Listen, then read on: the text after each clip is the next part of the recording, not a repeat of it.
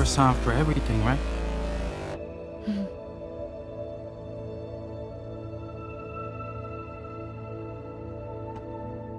You heard it up top. We are about to weave some web heads, as we talk all things spider people. Lots of spider people, in fact, because we're talking Spider Man across the Spider Verse here on Normies Like Us with your hosts, the amazing Spider Colin. I'll be the spectacular Spider Mike. And this is what's another adjective? I was going to say Ultimate. spectacular. Ultimate. This is ultimate Jacob the Spider. Ultimate Jacob the Wow. Spider. I love to see it. Back in the Spider-Verse, again, also not to lead too much, but we just talked Nemesis. There might be connections to that film in this film, tangentially. We'll get to that as it comes up. But yeah, man, weaving the web of all the multiverses, a lot of multiverse stuff happening, and here we are once again. Thanks for joining us from your part of the multiverse. This is Earth 247, I believe, episode 247 of Normies Like Us. Oh, so, great. Yeah, in Earth 247, we're all blue. We should say that if you're not watching the That's the video Avatar feed, which planet. you should be. That's right. This is the Avatar planet. We're all blue. Oh man, I wish I lived on that planet. That's my dream. It's me, Spider Boy. Wow. We have a Spider-Man in Avatar, to be fair. That's true. Good question up top, as we always do. Let's kind of talk our history before we dive in. What's your histories with these? And then I meant to look this up, but have we done an episode on the first movie before? We definitely have talked about it. Mm-hmm. I mean, yeah. Right? I pulled up the episode logs, and we've talked about it in either Watcher or General Spider-Man. In 2018, this came out. We had done a General Spider-Man overview episode in 2018. It might land there, and then I'm sure Watcher popped in and out. But it's crazy to think that 2018 was the Into the Spider-Verse that kicked us off, and here we are in 2023. Wow. And it's been actually a longer stretch than I thought, and I hope we don't have to wait that long for the next one, as we'll discuss when we get into full spoilers and all that. But yeah, we have not done a solo Spider-Verse, and now here we are. Well, get us up to speed then, Mike. Do you like this film franchise? What do you know about Miles Morales as a character? I mean, I know there was some buzz hitting when Miles Morales was introduced to the comics, and then, there's buzz like, oh, Donald Glover in the No Way Home series, like, oh, my nephew lives in this neighborhood, like, are we going to get a live action Miles? And then in 2018, obviously, we get Into the Spider-Verse, which critically acclaimed won an Oscar for Best Animated Picture, rightfully so. Some really groundbreaking stuff we're seeing with the Ninja Turtles, and I absolutely love the first movie, and I think the second one is just as good, if not better, and we'll discuss that more with full spoilers later. But Jacob, where are you at on the whole spider thing? I thwip it to you. Yeah, well, if you go back and listen to our Spider-Man episode, Normies, I mean, we all had pretty positive things to say about the first movie, right? Into the Spider-Verse. And I was a big fan of that movie, big fan of Miles Morales as a character, Spider-Gwen. And I'm glad they kind of go into her character more in this movie as well.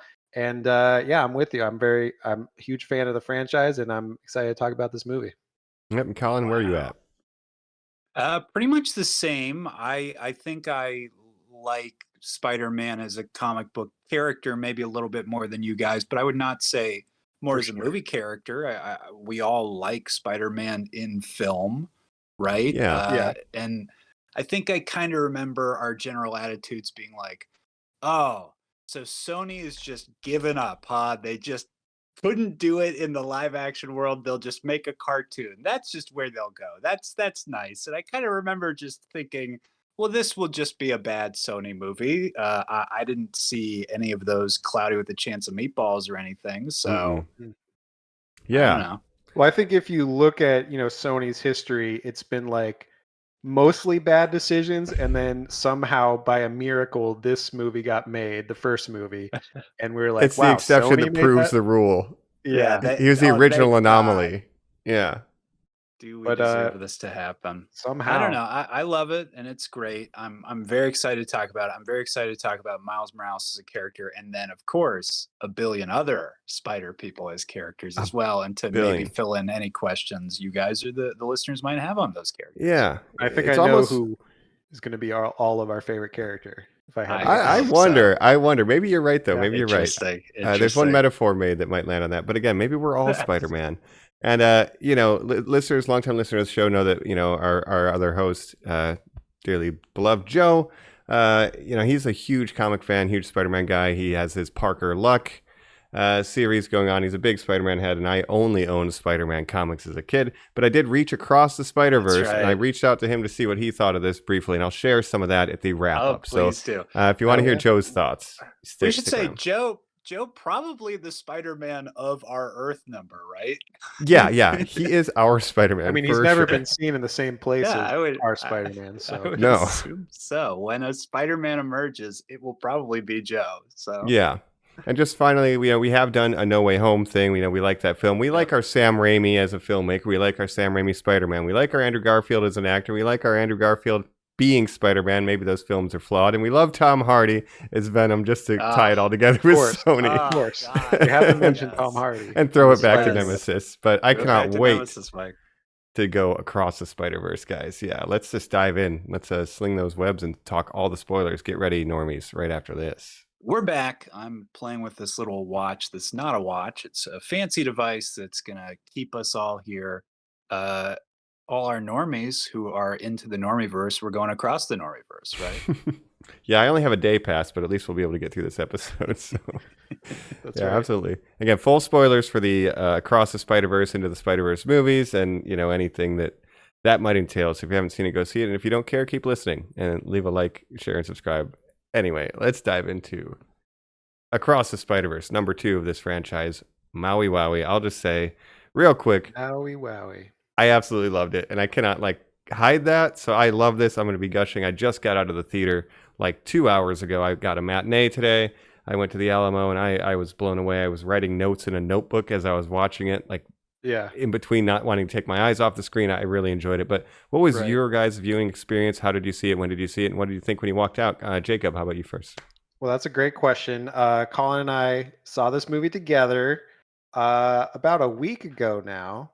Mm-hmm. Interesting. So we haven't been seeing this movie for a week already, which is crazy. But Colin, do you want to tell the story of how we saw the movie? Yeah. In that, as much as I can say that I worked on another Sony movie, and through that, a contact was incredibly kind and passed on 2, let's call them day passes, to go to the premiere of this film, frankly, in Hollywood. And it fucking ruled, dog. That is so incredible. It was awesome. We saw the directors were there. The writers, Chris Miller and Phil Lord, the CEO of Sony, all those people were there. So it was pretty fun experience. Former president of Fox, now chairman of Sony, Tom Rothman, the guy who a hero. Mike, this guy I was explaining to Jacob, who literally is on record saying things like, he caused us so much pain as young people. You have to put Venom in the 3rd Spider-Man movie, fuck this shit, we got to get paid, was a total Avi Arad type Amy Pascal. Notoriously good decision. Yeah. Well, yeah, absolutely. Yeah. On the Fox side was fuck tights, superheroes look dumb that way. The X-Men need to wear black leather. So we got those BS movies where they look like that. And then for the Silver Surfer Fantastic Four film, he was explained what Galactus is and said, no.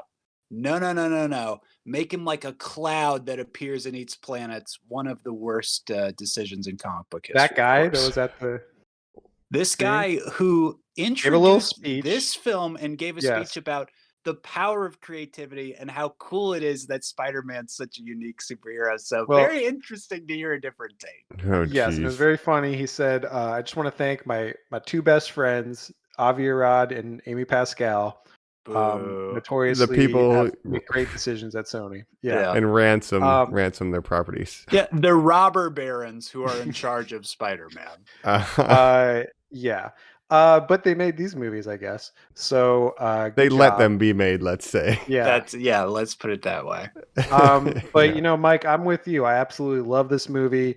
And obviously I was a huge fan of the first one. I think this one's even better in a lot of ways. And I was just so blown away super psyched once we got out of the movie. I almost saw it again this weekend just because I wanted to go see it, but I ran out of time.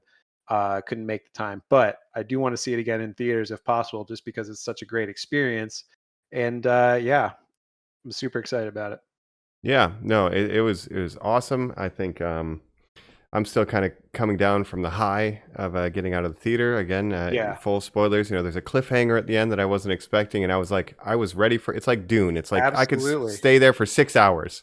I could stay in the Spider Verse. 100%. I Yeah, felt the same way when it got to the ending. That's the only thing that I was surprised. I was like, I legitimately did not know it was going to end there, and I was like ready for more movie, and I was like, damn, now we got to wait like a year for the second part. But yeah. I was super excited. Yeah, To be fair, also that's like we had a Fast X episode that had a similar kind of ending. That's like it feels like it's Wow. still on a rising action, and I'm like, can we just that's get right. out of here? Meanwhile, in this, it's like we're Yeah. still rising, and I'm like, can we just keep going? Like I don't want to go home. So And I was so incredible. sort of entrenched in the movie that I was like, I lost track of time, and I didn't realize how long it had been already. So I was like, oh, we're just getting into the third act of the movie. Excited for this. Nope, to be continued, but in a way that makes me want to, see the second part. It's a This lot kind of like Dune. lands. Yeah, Mm. yeah, and it That lands was the gonna be my Empire reference cliffhanger. point as well, for sure. Colin, how do you feel coming out of this, like with the cliffhanger? I mean, I don't know, general sentiment. I definitely want to talk about reaction to the end and stuff. I will save that We'll get there. till we get till that. But I'm with you guys where I fucking was like, that first movie is so good, it's so rewatchable. I wonder why or how they would continue it. Of course, you just say cash grab, but the minute something wins the Academy Award for Best Animated Film, they're gonna make a fucking sequel to it. Yeah. That's Mm-hmm. what world do I live in that I wouldn't think that? But Yeah. you go in skeptical and you're like, I don't know. I haven't even really like seen that many trailers. Jake and I were saying as we were sitting down too, we don't really kind of know what it's about. I kind of had this vague feeling that I kind of wouldn't like the motivations or the plot or whatever, but would be happy to see the characters. And instead, what I get is this film that really doesn't have a lot of the main characters from that last film, Mm-hmm. but highlights the characters that were the main characters of that last one and develops them in such interesting ways and all this stuff that I'm like, God, I'm with you guys. I'm sweating nothing about this movie. I just think it was a straight up, let me just say it right now, fucking masterpiece. Yeah. The Yeah, I first would agree. one, It's a masterpiece. yeah, the Dope. first one got a lot of people saying, "Hey, this might be the best Spider-Man movie ever made." And I was like, "It's very good, but I don't know." But now after seeing this, I'm like, "This might be the best Spider-Man movie ever made." this Like this We're heading sequel. that way.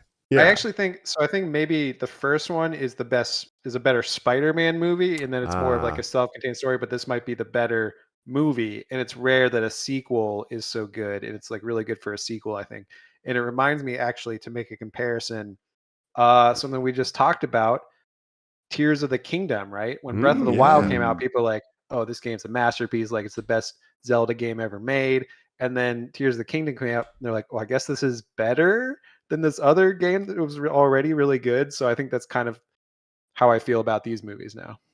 Yeah, no, and it's giving Empire Strikes Back. Like somehow this Yeah, thing is better than the groundbreaking original and then leaves you wanting more, So totally. absolutely incredible. The one thing I have seen is that the first act for some people there it might be some pacing issues, and I think to a degree the first act takes a while until we really get into the thick of it, but I think all of that pays off later with the emotional beats. I think spending that time with the Yeah. characters is important, like you said. Like we really can expand on it, and we open kind of to jump into it from Gwen's perspective this time, which I think is Yeah. a really smart choice. Well, real quick, hit us with how you saw this, Mike, and then answer this question for me because this scene sets it up perfectly with Mhm. one other complaint people seem to be having. Have you guys read that people think the audio mix is weird too, and that you can't hear anything Gwen's saying underneath the drumming?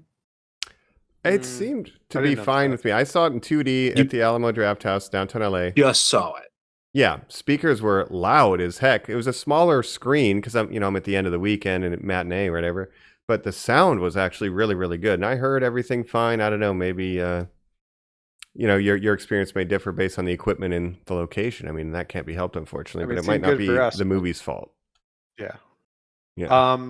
I don't know. For me, jumping into the beginning, I was into it from the beginning because I was like, all right, we're getting a look into the Gwen Stacy character. I'm a big fan of her. and she's a drummer, I'm a drummer, so we have that in common. Mm-hmm. I was like, all right, we're getting her backstory and stuff, super interesting.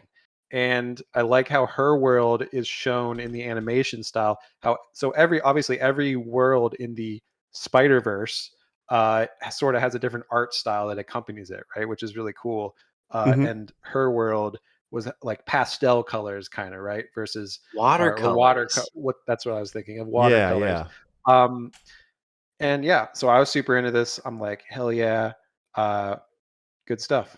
To tie into the Parker Luck, we learn about what was only hinted at in the previous movie, kind of her past and how, every Spider-Man kind of has a tragedy or a trauma, right? And like we get to see kind of what she went through. And, again, we're Yes. grounding these characters in relatable things like loss and grief and that. And I think this film is These dealing with canon those themes very events, strongly. right? Yeah. Every event. something that we kind of learned through this movie is that every Spider-Man has these moments in their life that kind of define them and make them the hero that they are. And one of those is sacrifice, losing someone close to you. And for Gwen, she's friends with that universe's Peter Parker, right? Who's Mm-hmm. not Spider-Man, because obviously she's Spider-Woman.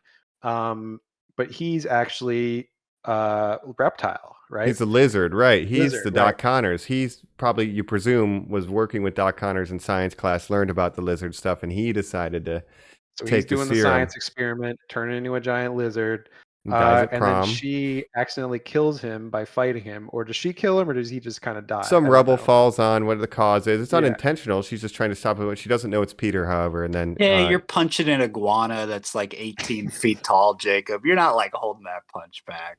Yeah, you no, wouldn't and assume that's a there's people in person, I guess. danger. Yeah. Yeah.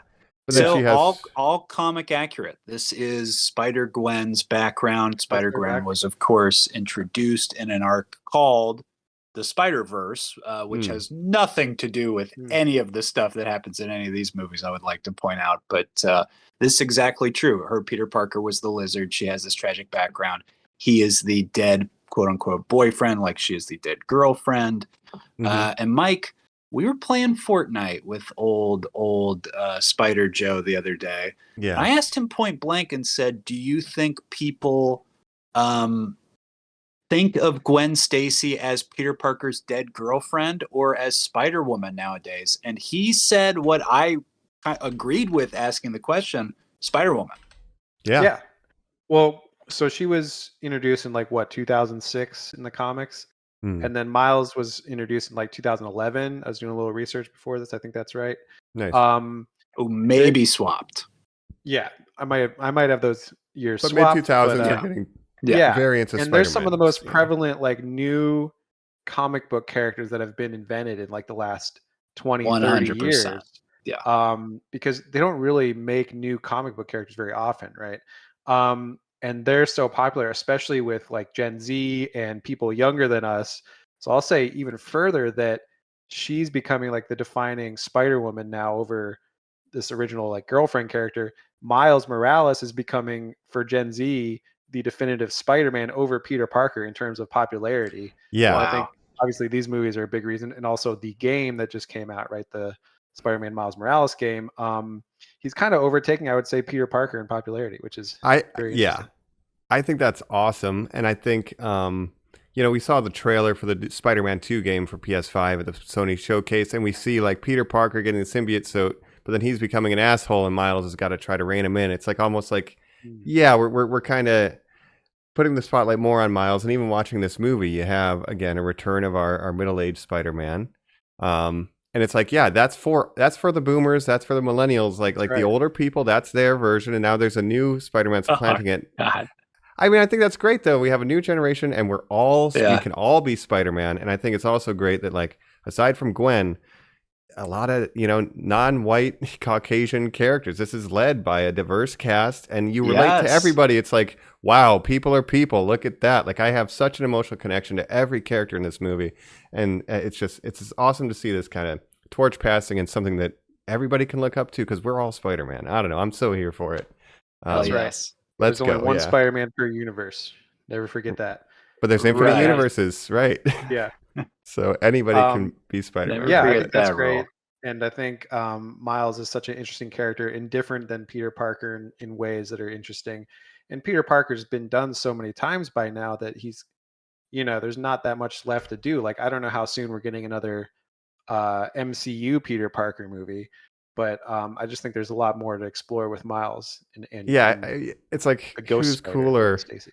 Tom Holland Spider-Man or like Gwen Stacy or Miles? Like I think they're both cooler than Tom Holland. I'm sorry to say it, but I think they're both cooler than him. Yeah. Agreed. But yeah, Yeah, so just 100% agree. That's all. I'm just so in love with everybody in this universe so much more. That's all. It's wild. I do like the lines though. She's talking about, all right, and he's all on his own and he's not the only one. Like these kind of messages of like, yeah, you're Spider-Man. You always feel alone. There's a lot of these good lines. I have some of them written down because I was taking notes throughout the film because I adored it. Amazing. We learn her background and then we say, let's do this one more time. And then we're brought up to speed with Miles and like where he's at now and his current point, a couple of years on. We should also mention about her that obviously her dad's the police captain and Captain Stacy blames her, but she sees her in the mask and blames her for the death of Peter Parker, but doesn't know it's his daughter. So that's a big. He's on the hunt. Yeah. There's a conflict and she can't tell him the truth. There's a lot of themes of like, I wish I could just tell everybody the truth. And that's a Spider-Man thing too. I have to hide my identity. It's this double life. I can't be who I am authentically all the time. That's a big conflict in this for a lot of characters. So that's a theme we're going to see going throughout.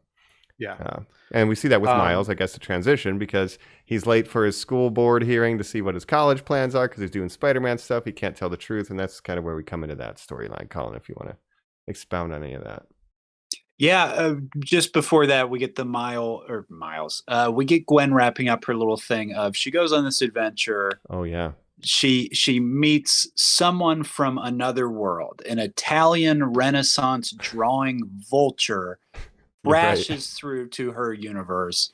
This causes anomalies or excursion-y things. We remember from the first one, Peter B. Parker, you would touch him, he would glitch, right? If you're somebody from the world you're not supposed to be, it hurts you, it hurts everything around you. A mysterious force enters. It's a Spider-Man and a Spider-Woman, unlike any we've ever seen before. They save the day and basically say, hey, kid, you in. She leaves this sad life that she has with her father behind. And now we're up to meeting her. And yeah, you're right. To underline that. Da Vinci Vulture. Very fun cameo. Yeah. Yeah, what'd you think of that, Mike? That was great. Jacob and I were cracking up at that. I thought that was incredible. I never expected a Da Vinci Vulture. Like come on. It's like I'm a Da Vinci Vulture. And just the animation he has hammer of it space. Just allows them to do so many different things with the multiverse where every multiverse just has this different art style. It's like so cool. And it's so amazing. Yeah. And I guess to underline the conflict here is Gwen at the end of that battle, her dad, Captain Stacy, shows up, hands up, and she reveals like, hey, it's me, your daughter. And he still says you have the right to remain silent. And then that's when we get our 2099 Spider-Man, the leader of this task force of correcting the timelines, Miguel O'Hara, right? That's right. That's right. And he's Oscar Isaac. We love it. We love Oscar Isaac. He's great in this role. And he says, hey, I guess you can come with us and we're going to keep stopping incursions. So her dad doesn't accept her and she says, I got to leave, and it's kind of a sad moment. She has no one. And so she joins this group that at least accepts her as she is a Spider-Woman. So, yeah. That's right. This group heavy of stuff right away. Mm-hmm. Now, what do we think about Miguel O'Hara? Oh, sorry. Yeah, I jumped too far ahead. That was my fault. No, hit him. No, yeah. You guys have any experience with 2099 Spider-Man? You love Moon Knight, so here's Spider Knight. obviously, yeah. No, yeah, I'm a big fan of Oscar Isaac, and I don't know much about Spider-Man 2099 except from what I saw from the end of the last movie. And then I know he's described as like a cyberpunk vampire Spider-Man in the future, which I was intrigued by because they don't really explain the vampire part, but it's intriguing, vampire Spider-Man, sure. Do you have any insights on this, Colin, at all? Miguel O'Hara is very interesting. First, I want to point out in the 90s, maybe like 91 or 92, when the 2099 timeline was introduced, it's just gambles. Everybody just making these predictions. His name is Miguel O'Hara. He is of Mexican and Irish ancestry. Sure. So there's a lot of like, that cyberpunk fiction of like everybody was getting together. Where Melting you're pot. like, yeah, of Everybody's. course, yeah. Yep. Right, Mhm. And right. Mike, I'm sure you've read 1,000 short stories about that now, but Yep. My name is he, Miguel O'Hare. It'd be really funny if he just only did very stereotypical things for each of yeah, his we all are thankful that sides. he does not have any sort of accent. Right. So Miguel O'Hara works for a future technology company called Alchemex in the future. Mhm. He's a scientist there, as Spider-Men are often smart, brilliant scientists. He does not have any sort of photography background. Mhm. Instead, he was blackmailed by a coworker of his who injected him with a drug that was this thing that they would pass on the street and get people hooked on, and to basically be like, you will work for Alchemex for the rest of your life. He was like a wage slave, basically. Oh, geez. And That Miguel is O'Hara, cyber. to it's very cyberpunk and dystopian. And Miguel O'Hara, to fix this, does not get bit by a spider. He instead decides to splice his DNA with a spider that they are working on at Alchemex, hoping that that would cure him of the addiction. It doesn't. It gives him the fangs and the claws and makes him the like monster version. But the vampire addiction stuff is he still has to take the drug, even though it does no effect to him, to survive and keep living. So he has this like weird, tragic, crazy backstory, of course, and then is woken up to, oh, corporations have been wrong. I need to solve the social justices of the world. I will go home and put on a Dia de los Muertos mask that I have lying around and That's basically cool. put on the coolest Spider-Man outfit of all time. So Sure. Yeah, I remember the cartoon from like the late 90s, maybe early 2000s. They did do a cartoon version, and Venom and Carnage were in it because, of course, they were like weird. The symbiote's obviously the future, but yeah, it was course. like Batman Beyond, but Spider-Man. Like that's kind of what Right. it is. He's a little bit edgier. Like, 100%. yeah, But yeah, now, why yeah. would so splicing spider DNA gave him vampire fangs and claws? Well, the fangs are because spiders have fangs, and I think the And vampire is stick to he needs to stuff. take a substance to stay alive, like drinking blood. I Yeah. think the Alchemex Right. might Yeah. be the vampire side. Yeah, but, More that's like a bat. that's the joke to Should it. have been a bat a person. And he vampire has bat. to, specifically, he says in the comic books a lot that he has to wear the outfit that he has because it's made of what's called unstable molecule, which is a thing that Mr. Fantastic made for his stretchy suit. So, of course, I guess they'd have that in the future. But it's the only thing he can wear because his hands are always claws and his feet are always talons. So it's like, Damn, oh that no. sucks. He's like Yeah. a 25% of the doppelganger version of Spider-Man, where Yeah. he's just Yes. all wild. Yeah. But I like this character. They point out, like, yeah, he's the serious Spider-Man. He doesn't make jokes. He's tasked himself with He's the one Spider-Man fixing the that's not funny. timelines. Correct. So Yeah. good. So good. He's very serious about it. Yeah, and then his webs are like light, like Lasers? laser Well, beams or something. what do they call it very in cool. Cyberpunk 2077? The mono Oh, wire. the Oh, micro whip yes, or the something. mono Yeah, wire. He's got like probably mono is. wire kind of looking web. It glows neon, and then we have his Yeah. partner, the Spider Woman, on the motorcycle, styled after the original like 70s Spider Woman, kind of vaguely. Jessica Drew. Yeah. Jessica Drew, she is typically known as sort of the UK smashing secret agent Spider-Woman. Yes, Mike. She was the original and kind of a send up to the Man from U.N.C.L.E. sort of like era of spy stuff. Mhm. Total reinvention here with Letitia Wright playing her, but absolutely fine. The one thing that, or no, I'm sorry, that is not her name. What is her name, Jacob? Issa Rae. Issa Rae. Thank you, Yeah. Jesus Christ. Letitia Wright from Black Panther, of course. Yes. That is who's doing it now. Yeah. But they do carry over. A modern thing is that Jessica Drew will often fight crime while being pregnant. It was like one storyline, so that they carry that joke through here. Fair enough. I I'm like, is guess. this the greatest decision to make while pregnant? I don't know, but you're a superhero, No. so you have different DNA than humans. Well, look so at, I Peter trust Parker. you. He's Also watching his bad. baby. Peter's I swinging hope you around a don't literal edit infant. Yeah. So Yeah. questionable parenting happening, but no one's perfect. Gotta do what you gotta But- do when you're a spider person. Did you I know? take her to a battle after Yeah. I told you I wouldn't? No, I wouldn't do that. No, of course not, because I told you I wouldn't. Yeah. I told you I wouldn't. Yeah. So that's the But- first kind of set, and then Gwen joins them, Yeah. and then we'll learn more about other characters as we go, right? But getting Well, into this- Miles' story, right? Or, Yes, sorry, go right ahead. I That's where was we go going to now. jump to something, but you're totally right. I was going to ask, do we know how much of a time jump it is between the first movie and this movie? I don't know. Within like a couple Offhand. years, because obviously it was 5 years in real life. And Miles goes through a growth spurt, which is often brought up, and people say it's been a while. So it Right. could be 1 year is what I'm Assuming, guessing. I think he was I'm like thinking a 15 year. or something in the first one. So now he's like maybe 17, 18. And he's ripped and tall. And Well, they it's said like, it's 2 years great. before he's going to Good for graduate, so you. he's still a Mm, sophomore. I guess he's So 16. Yeah. Maybe he was like, I think he's he was pretty young in 16. the first one. I Yeah. had a growth Yeah. spurt So just one summer in high school. I was like 5'6", and then 6 foot out of nowhere. So I don't know. goddamn, It dude. Good happens. work. Yeah, Yeah. I really worked hard at it. I drink a lot of But milk.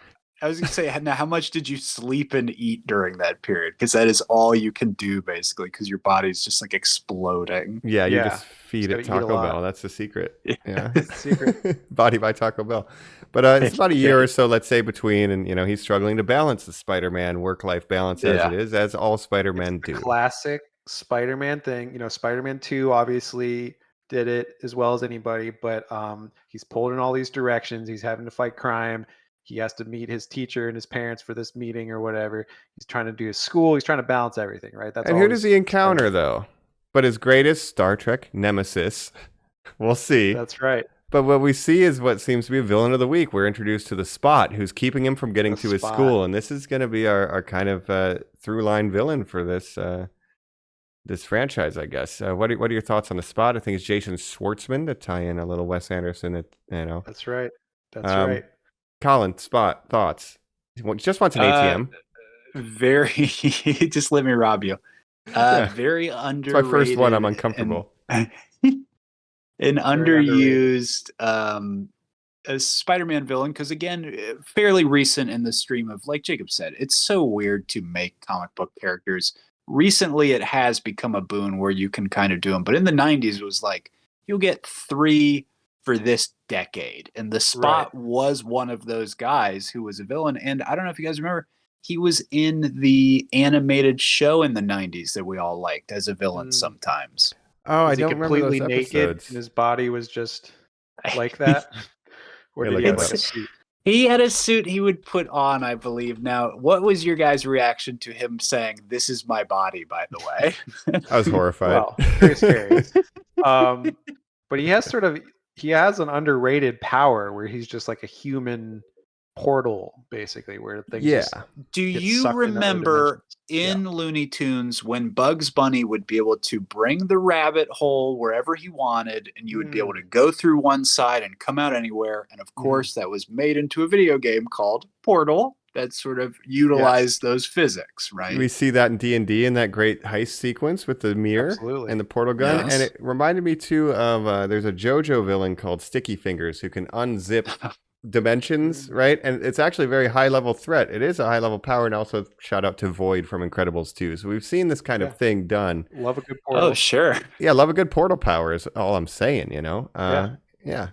But to that's have good. like the portal be your body and there's things are Yeah. coming out of And you all the Doctor time. Strange having Spider-Man swing through portals to fight Thanos and like punching. Oh, We've yeah. seen some interesting portal powers in the MCU, but I like he seems like just kind of like a bumbling idiot. And we learn, they tell us later, but just to condense it, his origin, he's the guy that gets hit by the bagel. He has this whole like, I created you, That's you right. created me thing. He was doing the project that brought the spider from another universe that bit Miles. He gets hit by the bagel. He's there when the thing explodes, and he somehow gets combined with this Right. molecular atomic stuff, and now he's got portals on his body, So- and he's upset. Yeah. And we learn, of course, that's a very important thing for Miles's story is that the spider that bit him was not from their universe. He was brought Mhm. from a different universe, and that'll become very important Absolutely. later on, right? So What's he up, blames Danger? Spider-Man, and he keeps saying, "I'm your greatest nemesis, Tom Hardy, Picard." Like he Right. keeps saying it. We don't believe it, but he really wants to be the nemesis of Miles won't allow Miles. it. No, he just thinks he's a villain of the week, as he says. So he's kind of the person that no one takes too seriously. But as we'll see by the end of the film, sometimes the person you don't take seriously is the one you should be paying the most attention to. So interesting stuff going on here. But a fun villain. Jason Schwartzman's doing great. It gives me Ben Schwartz Sonic vibes. Like I kept thinking it was Sure. him, but it was not. But anyway, Yeah, I could see that. more will happen with this as we go forward, however. Seems like certainly he's not done.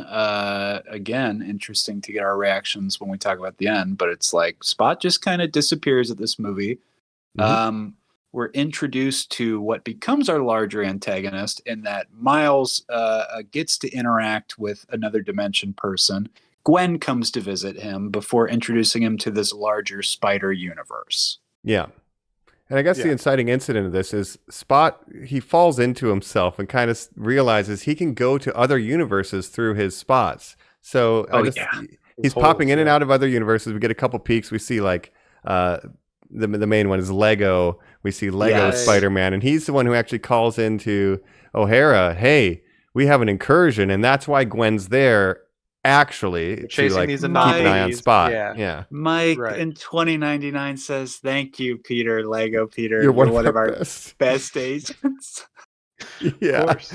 And you get Lego Jonah Jameson. Get out of here! I hate you. You know, all that. And it's written by the guys who made the Lego movie. Like, it's so great. It's so great. Good. So charming. Yeah. So I love that. And then that's why Gwen's there, but she can't help but want to visit with her friend Miles. And obviously, Miles, once he finds out about this organization, really wants to join, but she's being kind of weird. Like, they're not explaining why Miles can't be a part of this whole situation, right? Which will go on to be a big thing. Now, this really does come into, because we've already kind of talked about what the real basis is. But when I said earlier, I kind of think I know what the plot of this is, I'm not very excited. You got these trailers where Oscar Isaacs is like, not him. He can never join. And I really... I really thought it was going to be this tied to the Spot mutual creation thing of like, no, you can't be in because you made the Spot or whatever. But instead, to make it this sort of vendetta of, you are an aberration to what is Spider-Man. You existing is a curse to us Spider-Man. How dare you have done it, because it means that some world isn't safe out there. And the fact that you're this thing is disgusting to me. It's like, oh my God, this is very interesting, actually. Yes. And obviously, so Spider-Man 2099, he has this whole backstory where he had a daughter. He pulls a Scarlet Witch. He didn't have a daughter. Well, did he have an original daughter that died, and then he did not. He is just some dude who was able to see through the multiverse after this rift, or this ability, was created in Miles's original universe by this Hadron Collider explosion that the Kingpin does in the first film. And it led to Miguel observing a version of him who had a happy life, seeing that version of him dies, and thinking, you know what the best course of action would be to do? I'll just walk right out the second that happens and say, hey, I'm that guy, by the way. It's like Rick and Morty. It's a Rick and Morty, if anything. Yes, Rick and Morty kind of makes fun of this concept because they just keep going to new worlds when they irreversibly like damage their last universe. They're like, well, I guess we're going to have to find a new universe. And our prime Rick and Morty that we follow through most of that show, they are replacing the dead versions of themselves. Yes. Like, we forget very often that Morty's body is in the backyard and he can see it from his bedroom window every day. Yeah. So very dark stuff. But it doesn't work out for him, So he does the Scarlet Witch. He tries to just have his family from somebody else. It's very wild. That's right. But trying to do that upsets the natural order, so that whole universe gets destroyed, is how he explains it. So he has very strong motivation for not letting Miles be a part of this, because Miles was the aberration that started everything and shouldn't even exist as Spider-Man, because he was bit by a spider from another universe that should have bit someone else in that universe. So he's messed up everything, and also his dad hasn't died. So, what are you gonna do? Yeah. So he has a lot of. He's very motivated to make sure the universe stays as it is. We need to maintain the status quo, as it were. The Spider-Verse status quo must be maintained. And if I can just go in a slightly different direction real quick, because, it's June. It's obviously Pride Month. And I noticed in the very beginning of the film, we see Gwen's bedroom when she has a protect trans kids thing on her wall. And we are for that. To all of our trans brothers, sisters, and other, we fucking love you, right? And when Miguel O'Hara is yelling in the film, like, you're an abomination, you shouldn't fucking exist, I'm like, oh, you're my God, this is so fucking nail on the head. And at the end of it, basically, we're all Spider-Man, we're all valid. That's fucking beautiful. You guys brought it up. Obviously, Miguel is a person of color, but the way that he is presented, let's not even say skin tone or whatever, but yelling at a group of different ethnicity people and saying you should not exist. Yes, it's incredibly powerful, Mike. There's a lot of ways it could be interpreted, like as the Yes. X-Men, just a gay allegory is. It could be a bunch of allegories, right? Like, so there's a bunch of ways to interpret this, but it's anybody that's ostracized. Like, why do you exist, right? That's the broader context of a Spider-Man in this world. Beautiful. And Mike, I noticed that too, that trans sign, and also I was wondering, so I've read a little bit online about some people think that there's like some trans coding with the Gwen Stacy character. Just because you know, a lot of times the way she's lit or the way her hair is colored, it's like the trans flag colors. There's a lot of blue and purples happening, pink, maybe. And white. Yeah, her whole outfit is that for her sure. whole universe is kind of in those pastels, and right? her whole story with her dad not accepting who she is and all that stuff. So people say like, oh, there's a lot of like trans coding there. I don't know how much that is intentional from the filmmakers because you know, obviously they don't make her trans explicitly in the movie, but it is interesting to think about. Yeah, I think a huge theme of this movie, because we do have a scene too with Miles and his mother, where she's like, "Look, we just raised you and wanted to let you know that you're loved and accepted exactly as you are. And when you go out in the world, and if people don't fucking feel that way, just know that like you're still loved, right?" And I think that's the biggest thing. Whoever you are, however you are, like, yeah. Her relationship with her dad, where her dad is like trying to figure out how to be supportive of her and who, you know, her real identity and who she chooses to be as Spider Woman. So that really hits home for sure. I have two quotes from this film that I really want to do, and it has to do with Gwen's story. One of them is, "There's no playbook for being someone like you," her dad says when he finally says, "Hey, go do your thing." I think that's beautiful. And then when she's talking to Miles' parents, when, you know, we'll get there, but she says, "You know, I have to live my whole life only being able to be half of who I am." Right? And it's like, damn, My God, that stuff lands so hard, and it can cover a lot of things: neurodivergent, you know, LGBTQ, whatever, just feeling different and not accepted. And that's why I think this film's so powerful, because I want everyone to be loved as they are, right? I'm a humanist, and to see these themes being hit, it's incredible. Yeah, I love it. I know, I'm just bleeding heart. This just hits home for me, man. It's like, everybody, we love you all. I feel you, man. It's a fucking beautiful movie. It's a banger, man. So yeah, that's what people are dealing with. No one feels like they're accepted. The Spider-Man, they're torn in all these, like, spread over too much toast, spread in all these directions, you know, and it's like, how do I just be me? You know, even Miles is worn out. He's just trying to and Miles' whole thing, he has that quote, right? Everyone's telling me how I should live my life. Nah, I'm gonna do me, you know, I'm gonna do my own thing. Yeah. And that's like his whole theme of this movie, basically. And like, we'll have to see where that goes. Yeah. But we do realize it's his kind of fault, you know, that the Spot was, one, created, two, that the multiverse incursions were created because of the whole thing with Wilson Fisk, Kingpin. So it's kind of his fault. That's why they don't want him in the club. And then Gwen eventually finds Spot, you know, and then he goes through the portal when he's not supposed to and kind of gets brought into this thing.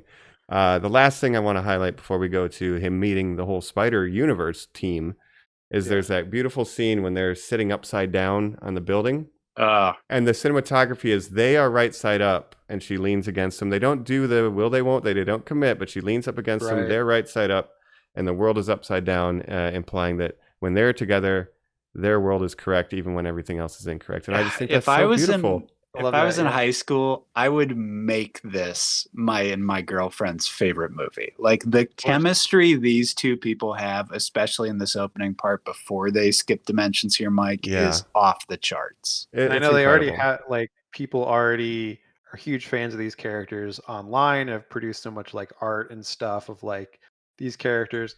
So I think that's great. And I love the moment when she walks, you know, upside down, basically. It's so well done, in like the buildings in the background. And and then he like drops down and says, maybe some things are only for us, you know, only for us spider people, right? Yeah, some things really maybe beautiful. Everybody can't understand. There's a lot of really beautiful stuff happening with this writing that you feel like has no business being in a comic book cash grab sequel, but it's like it's very dense, and I give the creators a lot of credit. Here's what I wanted to point out real quick. When she comes through and says, "Hey, Miles," that whole thing, and he's in his bed listening to the thing, Now, Mike, I was discussing this with Jacob. That is the end tag, or maybe even the post-cred scene, I can't remember, of the first film. Did you recall that?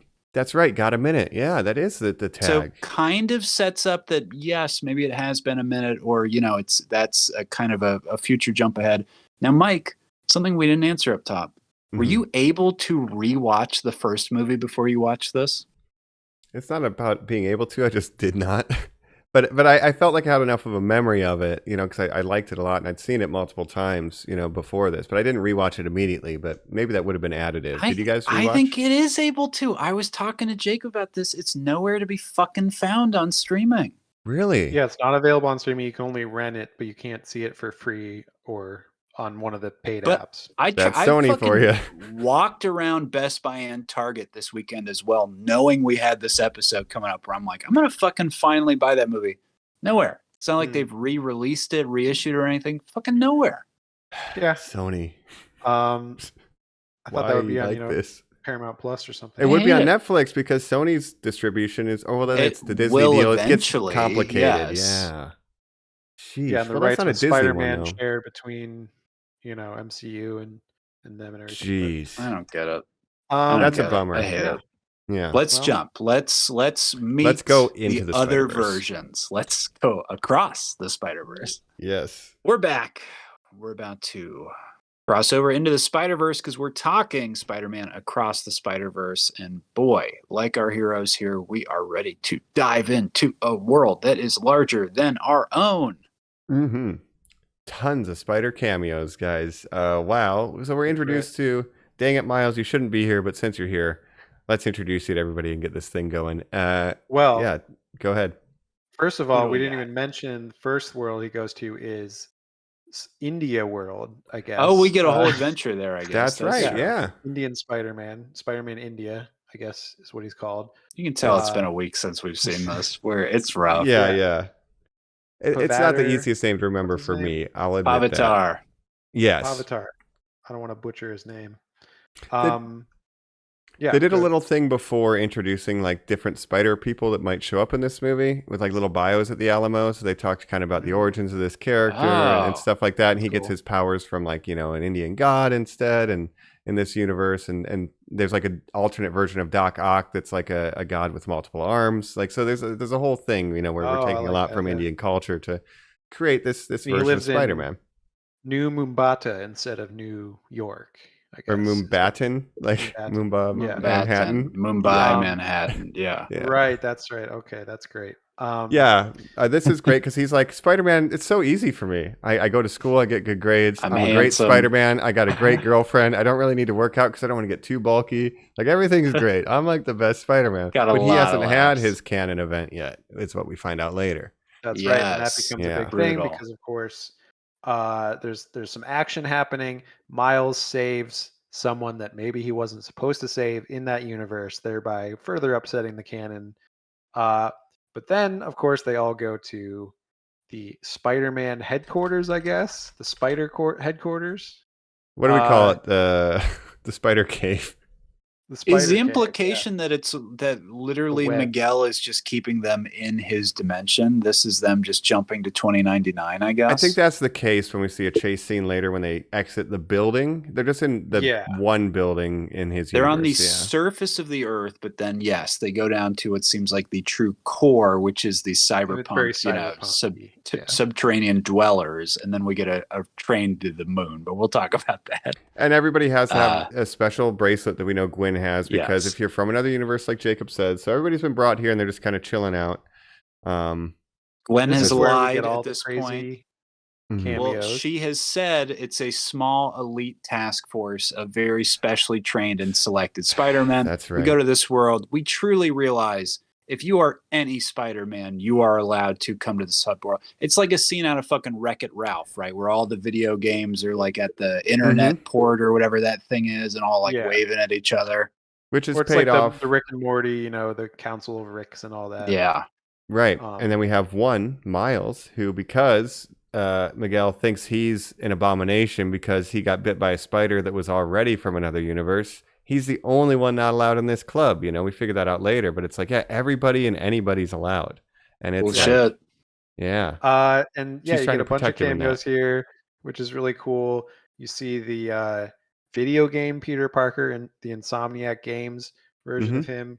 You see a bunch of anomalies, of course, that they have in these containment A very things. boring rhino. It's just a Yes. rhinoceros. Yeah. It's just a rhino. Now, Yeah. Mike, we get a cameo here that was one of the 2 moments where my jaw dropped and I grabbed Yes. Jacob's arm and said, "No way." Yes.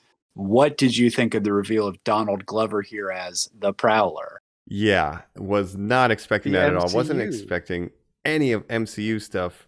There's probably 3 moments that I jaw dropped with the live action crossover. That was definitely one of them. And we'll Yes. maybe touch on the others. Yeah, If you I don't love to remember see it. Normies, uh, in Spider-Man Homecoming, Donald Glover appeared as the Prowler in that universe, the MC universe. And he mentions his cousin or his nephew. He says, "I'm just Hmm. like trying to make sure my nephew, has a safe place to like grow up and stuff." Hmm. Right? Yeah, he's Aaron, little Uncle Aaron. We never get to see Yes, Miles in that universe, but but guys, who's to say? we will travel back further in time. Hold on. Hold on to your butts here. We're scooting over. The That's year right. is a zillion years ago. It's just after the Andrew Garfield films. We have no idea what's going to happen with the next Spider-Man. We certainly don't know it's going to be part of the MCU. Somebody tweets out when a bunch of people online are discussing who should play the next Spider-Man. Hmm. Someone tweets out, Donald Glover should play Spider-Man. Yes, that's true. Donald Glover has done maybe 2 episodes or something of 30 Rock, where he was a writer at that point, and he has starred in 1 season of Community by that point. Hmm. Yeah. He hits the retreat, other than, of course, doing Derek comedy. If you're a comedy head, what up, you know. Yeah. He Deep cut. retweets this and says, Tree team. I would love to be Spider-Man. That's a great idea. And then if you've ever seen his stand-up special where he discusses this, he then says, and then the world went crazy. Everybody Yeah. lost their mind and became racist and said, Yes. how dare you for even implying you could be Mm. Spider-Man? Now, did he say he could? No. He retweeted a tweet He's saying, just I would like to be a fan Spider-Man. casting, a very popular fan casting. Yeah. Like, Yes. Donald And he Glover should be the next yeah. Spider-Man. Now, And not Brian K. Vaughan. Jesus Christ, I'm losing my mind. Brian Michael Bendis, an incredibly famous comic book writer who had done a ton of X-Men and stuff, was Who next at bat created at Miles this Morales, point, right? gets to start writing Spider-Man comic books. And he catches wind of that fan casting and looks up this young man and goes, this guy's great. He should play Spider-Man. I'm going to make a new Spider-Man in my comic book. I'm going to call him the Ultimate Spider-Man. And guess what? I'm going to make him look like Donald Glover. Donald Wow. Glover, in response to that, who loves the character, starts wearing Spider-Man pajamas every time he can on Community. Season 3 and 4, you see him wear those a lot.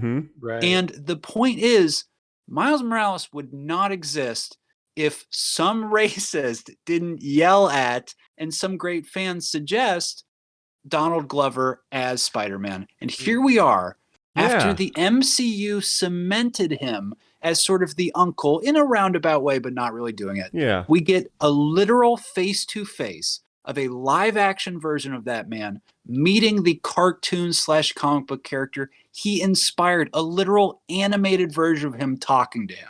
That's cool, yeah. insane. That is wild in context, Jacob. That Go is ahead. wild. Yeah, obviously him being in the MCU was a nod to that fan casting. So probably one of the most, consequential fan castings of all time that never actually happened, but it led to But that story, it is the James Gunn ends up running DC version of getting fired, where it's like, what was the series of events that you were the live action Prowler in Across the Spider-Verse? He's like, hold on, let me tell you. Yeah. First, I just crazy. played Aaron, vaguely the Prowler, normal street clothes, and then what his a nephew.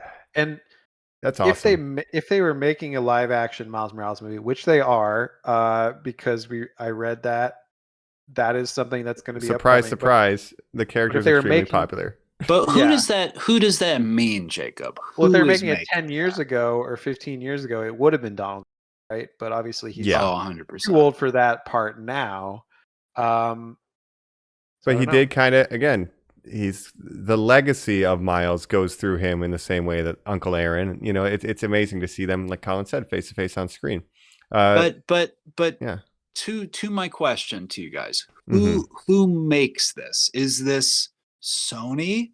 Sony, yeah. But this is them with their MCU agreement. He would cross over, or is this them being like, Oh no, I think "Hey, I've heard Mike and Jacob pitch Andrew Garfield fight Tom Hardy's Venom. No, no, Yep. no. It's gonna be Miles Morales." well, obviously they should do that.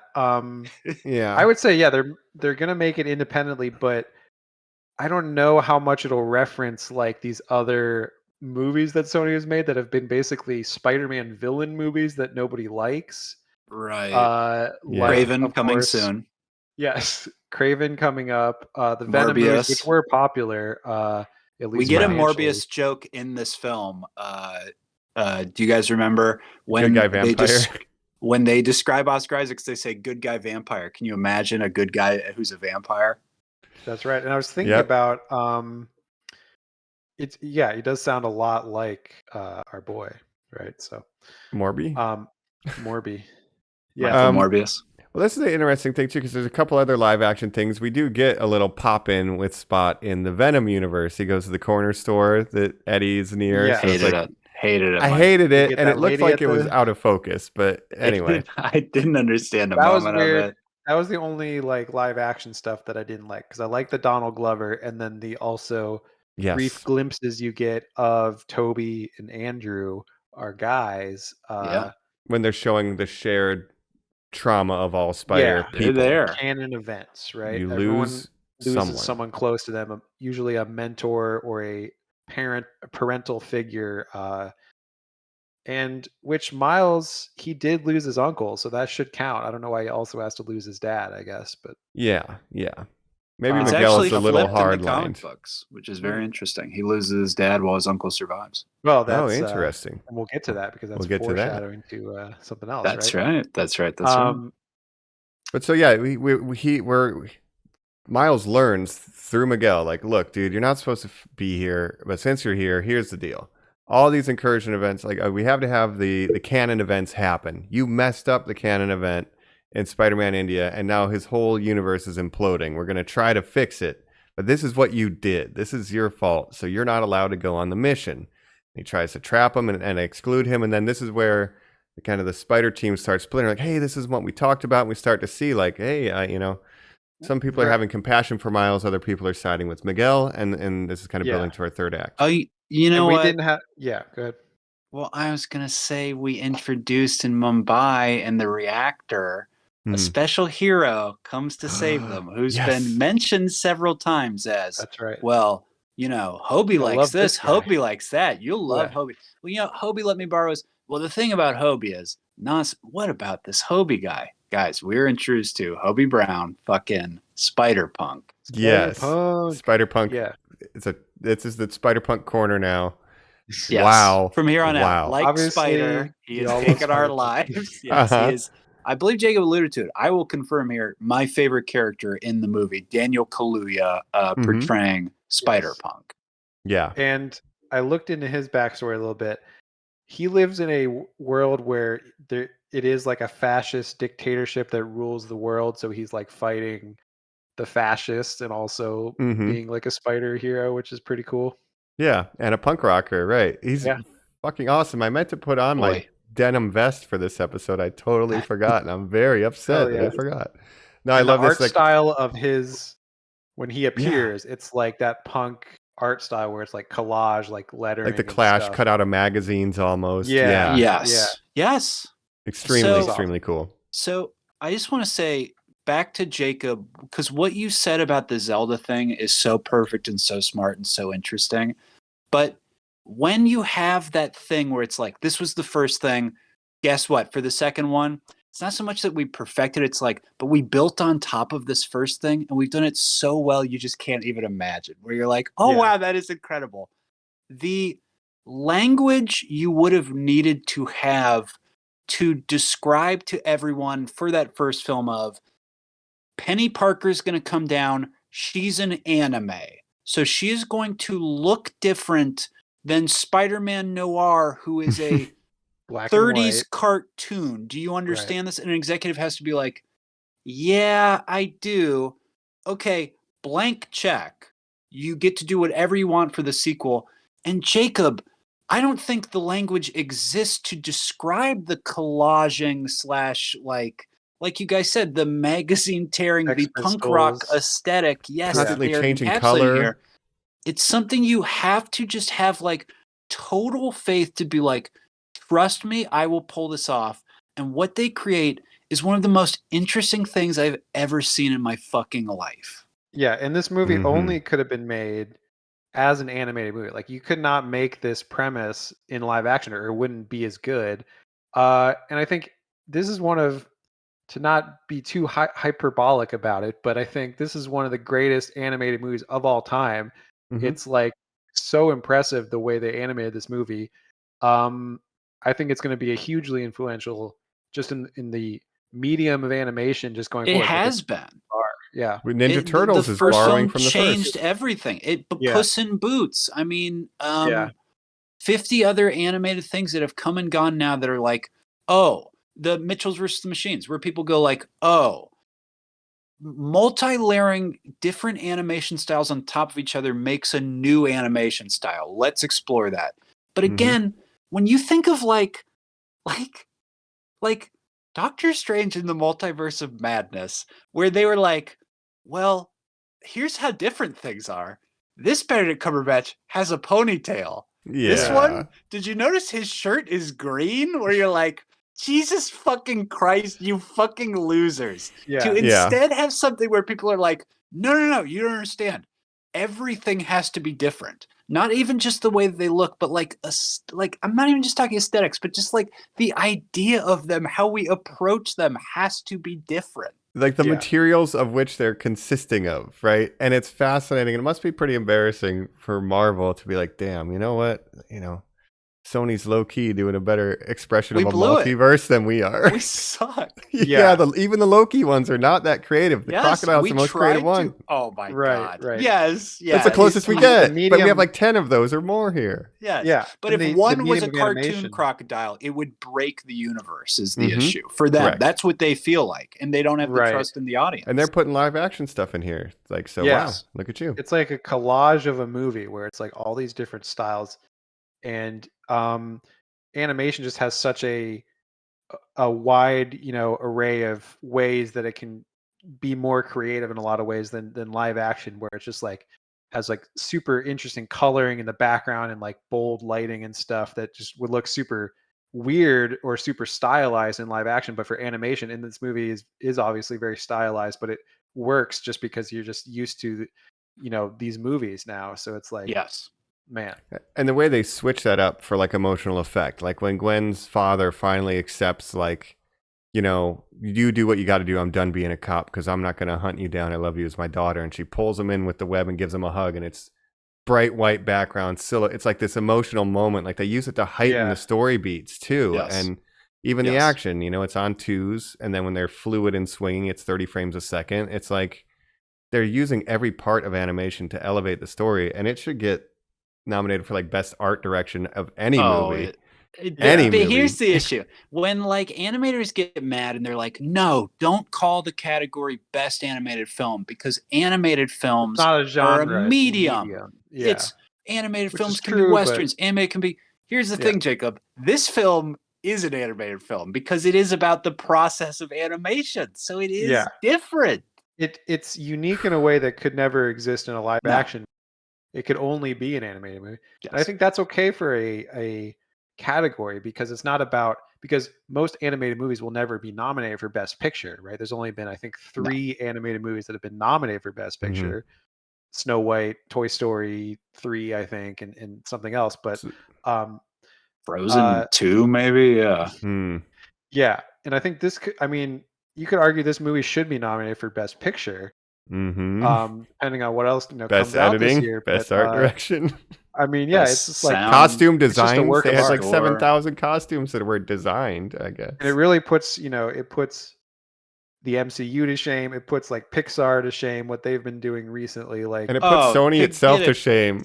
yeah, but to get the trailer for Elements before this thing or whatever, Mike. Well, we didn't get right. trailers, obviously, but I I got just can't even Elements. imagine what mindset you're in where you're like, this fucking bullshit. Elements looks like the worst thing. Like Yeah, it looks like a parody of a Pixar movie, It right? does. It 100% Like, does at that's this your point. idea. You're doing like racism, but like different fire elements. and Like, water don't mix. It's like, geez. yeah, Yeah, this is like a Pixar's thing. living in the past. Sony's out here innovating and like changing the entire game, like in the animation space. So Yeah. it's just like insane that that's It's the happening. only place where they're killing it. Yeah, and Yeah. to bring the Seems like. Spider-Punk back to it all, you know, he's the one who's PlayStation asking too. Miles Pretty too, popular. like, and the games, right? They're doing great there. Yeah. You know, he's the one who asked Miles, why do you want to join us? You got to think about that. Like, what's the point of this? But then I also like he's very like, I'm in, I'm out, I'm nothing. He's like very chaotic neutral, and like that's Yeah. Well, it's an he incredible. helps. At one point, he's just like, I quit. Like I'm done now. Yeah. So he helps Miles when Miles is trapped by Miguel O'Hara. All the other spider people are like, trying to stop him. Hobie's like telling him, because remember he said the thing about his palms, like use your palms, because He tries to use says his it venom in to take the sort of a barrier down. way Yeah. where Miles takes it as an affront of this guy's trying to show off and be better than me. What we don't realize is from the moment he's introduced, he is trying to help and be a teacher. He repeats this great line of, he quickly says when everyone else is screaming, you have to trust us. Peter B. Parker is saying you have to understand. This is the reason this is happening. Gwen as well. He says, not your fingertips, palms. Reiterates the trick that he used before to disrupt the field. It is And then the writing. And then quits. Yeah. And then Miles escapes. That's Everyone else anarchy. chases after him. He's like, by the way, I quit. And then By just the fucks way. off back to his universe. Yeah, And which is everybody else incredible. chases and runs away except for one Spider-Woman. Everyone else in the entire universe is against Yeah. Miles. It is thrilling. The scale essentially- of this next sequence is astounding. Yeah. And we should mention, I don't think we've said, but basically the idea is that Miles's dad is going to, as the police captain, who's just getting promoted to captain, is going to die. And Miles needs to let that happen or else the universe will be destroyed, is what Miguel thinks. We don't know that for sure, but that's why he's doing all this. So he's saying, I need to trap you so you can't stop your dad from dying. And then Miles, doing the ultimate Spider-Man thing, saying, no, I'm not giving up on my loved one. Just because you tell me that's the way it has to be, you can't know that for sure. Like, I'm going to do everything I can to, protect, my loved ones. And that's a classic, that's what Spider-Man's all about. He would never go along with this plan, right? And I love that Yes. Spider-Punk is the one in there who's like, just looking around, says, you know what? I think I'm calling bullshit on this. And he gives Miguel his freedoms. Like, fuck him up, buddy. Like, that's so cool, dude. He's and then fighting he's like, authority. He's like, I don't like, these guys seems kind of fascist. Yeah. Fuck Yeah. this, But I like too, it's like, how are you even cooler without your mask? And he's like, I was always cool. Like, he's trying to teach him, like, you're believe in yourself. Believe in yourself, Yes. Miles. I believe in you see me, I just believe in myself. Like, do that. I think I'm going to give up my identity, you fool. Yeah. To Jacob's point, I just want to say, my prediction for the third act ending for the third film is a defeated Miguel acknowledging and saying, you are the ultimate Spider-Man. And we will get the name drop of the series that he comes from. And the acknowledgement that because he did not give up, he is truly the best of them. Wow. That's incredible. I love that, He's Colin. the Rickest Rick. Take it to Vegas. That's exactly right, baby. Put $100 on it right now if you want to get rich. And it is cool, like from a cyberpunk standpoint, that Miguel O'Hara fights the establishment and then becomes the establishment. It's like, hey, man, careful. Yeah. So, but he's like a lot of like sort of totalitarian leaders and people like that. When they come into power, they have good intentions. And I'm the only one who knows how we need to, move forward. And absolute power. With great power comes great responsibility. Wow. Who said that before? Who said that? Some guy named Ben, I think. Uncle Bron. Yeah. But that's perfect, yeah. man. Yeah, he's wants to uphold the status quo. We don't want things to be different. We want the Spider-Man story has to be the same way. It's almost that energy, right? Like, all Spider-Men must fit this template. And then Miles is saying, no, it doesn't. Nah. Yeah, I'm going to do it my way. Yeah. So this remarkable big chase happens. Yeah. All of our big supporting characters T-Rex have to Spider-Man. make a choice on where they stand. We get incredible cameos like T-Rex Spider-Man, Popsicle Spider-Man. Peter Parked Car. Yeah, I love Peter Parked Car. That's one of the best ones. What a name. Mike, what did you think of Andy Samberg as Scarlet Spider, Ben Reilly, the 90s Ultimate Spider-Man? I love how extra he is. I'm aware of the Scarlet Spider and his look. I've never read his comics, so I don't know if it was an accurate depiction of him, but he was entertaining in the context of the film. Yeah. He was very edgy in the 90s. Like, yeah. I think he had a lot of the same fan base that Venom had. He I'm should a be clone. in the Venom universe. Oh, right? 100% he should be, dog. Yeah, the most brooding universe of Spider-Man. And it should be a clone of Andrew Garfield with blonde hair. Make it happen. And they just dye his hair. Sony, we're giving you these fucking gems right now. It's so easy. Golden. You can get the animated right. Just steal our ideas for the live action. Yes. It's so that's easy it. Spider-Man you can even have Venom insane. defeat Andrew Garfield, and then they have a clone in backup. But anyway. Dun, dun, dun, dun. The Clone Saga was hated. We should point out, by the way. And Miles was hated when he was introduced. Can I point out also? We were making fun of Ghost Spider earlier being Gwen Stacy's code name in the comics. It's obviously not now. They have leaned back into Spider Woman. Mm-hmm. But Miles went by Kid Arachnid. Oh no! Great. No, we Spider-Man. don't like that.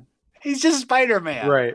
He's Spider-Man. With Gwen, sometimes she's called Spider-Gwen, but then in this movie they just call her Spider-Woman, right? Yeah. I'm a Spider-Gwen fan because of course it's just Spider-Man to me is, you guys said it earlier.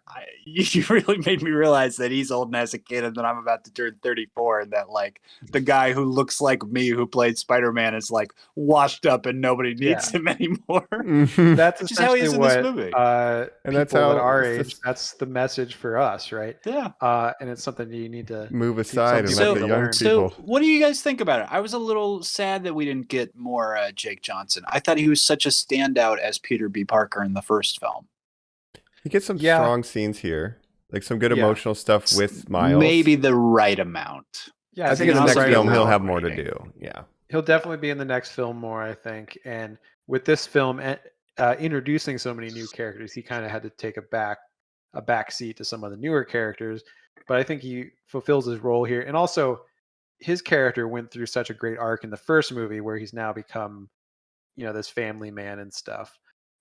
So I wouldn't have had this kid if it wasn't for you, Miles. Yeah. I would not be a father if not for you, Miles. You've improved my life just by you being a part of it, right? Like that stuff is so great.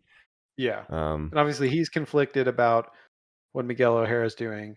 Gwen's conflicted, and ultimately they come out on Miles' side, and they're like, Well, let's go to the big end, because he's running from everybody. We learn it's a part of his keikaku that he wants to lead them away to get to the little portal machine that's introduced, like saying this is how we send people back to their universe. So he's like, I'll lead everybody away, turn invisible, and get that machine to send me home, right? To save my father. That's his plan. That's right. One last big great story, sort of subtle note I would like to point out. Earlier in the Rachel Dratch guidance counselor scene, when they're talking about Miles' future, and you get the feeling of like, oh, he's doing very good in physics, his life's leaning that way, he's doing better in art, we know his heart and his passion and the stuff from his uncle and like the murals he does, seems like he could be an artist. What he tells her is, I will be going to this other college to study other dimensions. What we know is he wants to go to other dimensions to see his Peter and his Gwen, the two people he loves the most. And what he learns in this scene when he is put away is that they have always had the means and opportunity to come to other dimensions and visit him. And they have chosen not to do that, something he was going to devote the rest of his life to. Damn, that is. I mean, that is heavy. so hurtful. But they believe that it's the right thing to do, even though they are conflicted about it. But obviously, they wanted to see him, right? Yeah, but that's true for him, from his perspective, man. How painful to find out, You could at any second. You could at any second, and instead you had a kid and you disappeared from your father in your dimension for a year doing interdimensional vigilante work. For what reason? Yeah. And we see, even in No Way Home, we see how important it is when the Spider-Men can connect and be like, wow, someone who understands what I'm going through. And to not have that in his life, it's really hard for Miles. Like you said, he's dedicating his whole future on getting that back, to just have someone who understands him back in his life. And that's crazy. That is crazy. Yeah. And Miguel obviously believes you shouldn't mess with the timelines at all. Like everyone should just be living in their Separate. universe and not messing with it. But then the girl that he obviously is in love with is from a different universe. So in order to have any kind of future with her, like he would have to break those rules. So Do you guys think you would be invited to a team of other versions of you? probably not. They would probably like make me the janitor or something at the headquarters. I would have to assume I would work for them. I agree Yeah. with you. They would be like, we plucked you for a very special mission. Somebody's got to clean these bathrooms. Right. I'm sure the Lego version of me is far superior to anything I can accomplish. You know, Like, one of their get best. stuff done. He's like married, Mike. Like he's got like a good life. He's You're like owns a home or something. Yeah. The I definitely Lego would not version of be me is like crushing it. I would not be in a position of leadership within the Council of Jacobs, I don't think. No. I would assume one of them would come here to kill me, to stop me from doing something that would mess up their plans. And I'd be like, oh yeah, absolutely. Fair enough. Yeah, I mean, I guess it's, if Peter Parker can get in there though, like maybe I could do something. I don't know. I think they would interview me. I would get the day pass to come and stop by, and I would see the jail cell of a bunch of like animated versions of me or like other people, and I'd be like, no, I'm not mixing with any of this. Right. I don't even think they make day passes for adults generally either, you know. No. Shout out to Cowboy Spider-Man. That was a funny one too. Why is the horse wearing a mask? To hide its protect identity. his identity. Yeah. Love it. But so Miles does his whole version. plan, right? He gets Goes there. back to He gets his escape, but then we get the big twist where it's revealed he gets back home. He's trying to talk to his parents, but we're getting now it's a wonderful life with Spider-Man. That's right. So he shows up in this universe. Something is not quite right? He talks with his mom. He mentions his dad a little bit, which he's like, that was kind of weird. And then who walks in? His old uncle from the first movie, the Prowler, Aaron. Uncle Aaron. Yeah. In the 2099 world, did they call it the Web Weaver? What was this device that they had? Do you guys remember? Something ridiculous. Yeah, but that's what sends them back. The device that they would use for these aberrations or whatever that would come through the time stream. When you get yourself a Da Vinci vulture, you get stabbed by this thing. It goes Da Vinci planet. Blah blah blah blah. Matches your DNA. It sends it back to the original universe.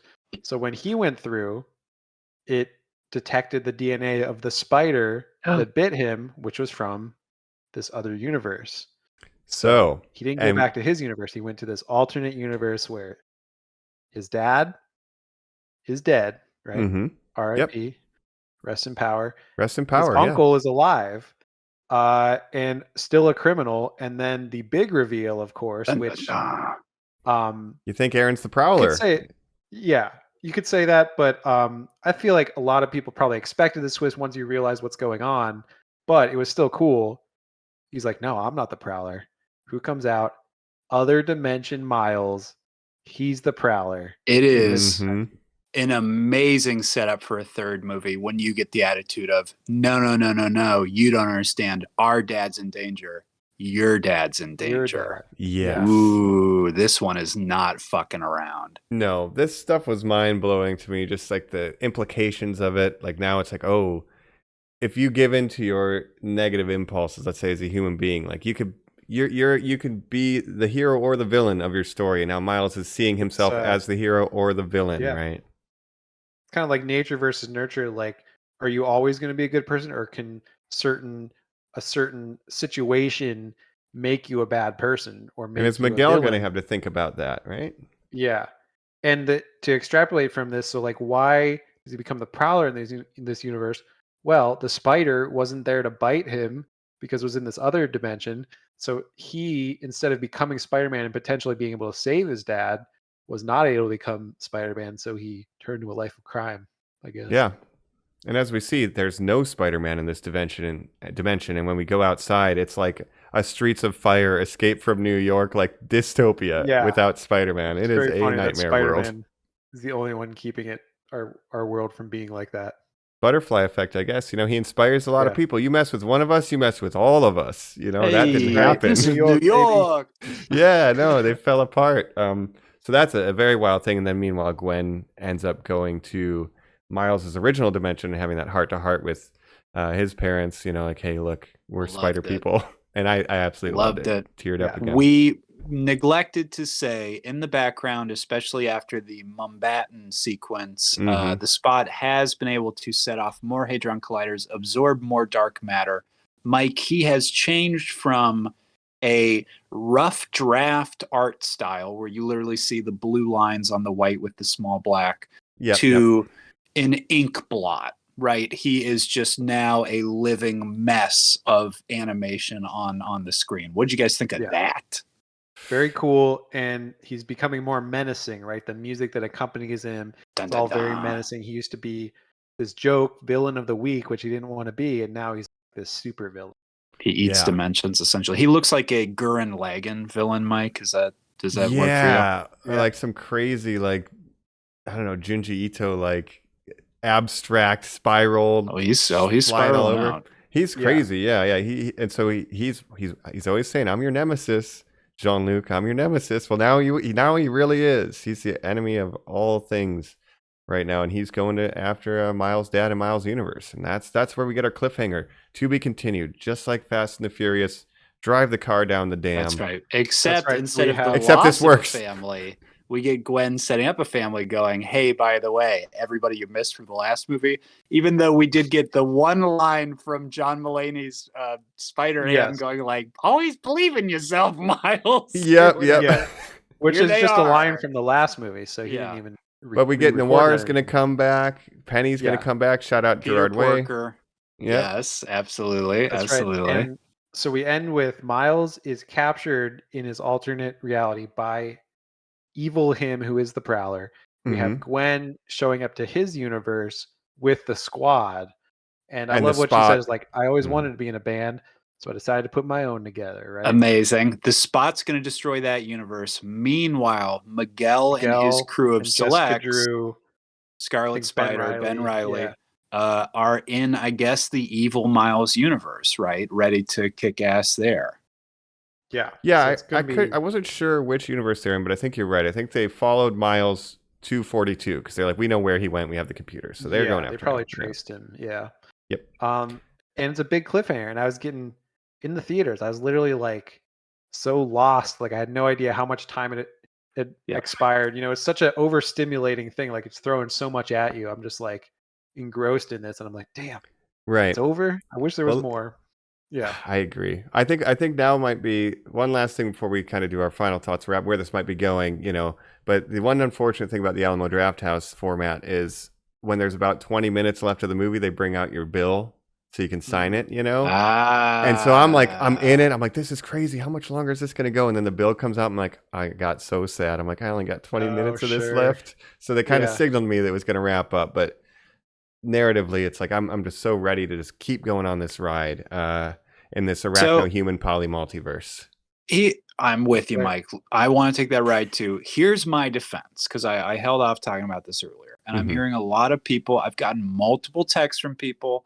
Joe has pointed this out as well. Maybe he'll bring it up in his final statement, Mike. But the two-partedness of it all, I did know going in that it was split, so I wasn't expecting a cliffhanger. I know that we just dealt with this with Fast X. Everybody keeps bringing up the comparisons between Infinity War and Endgame and all the other ones we've talked about.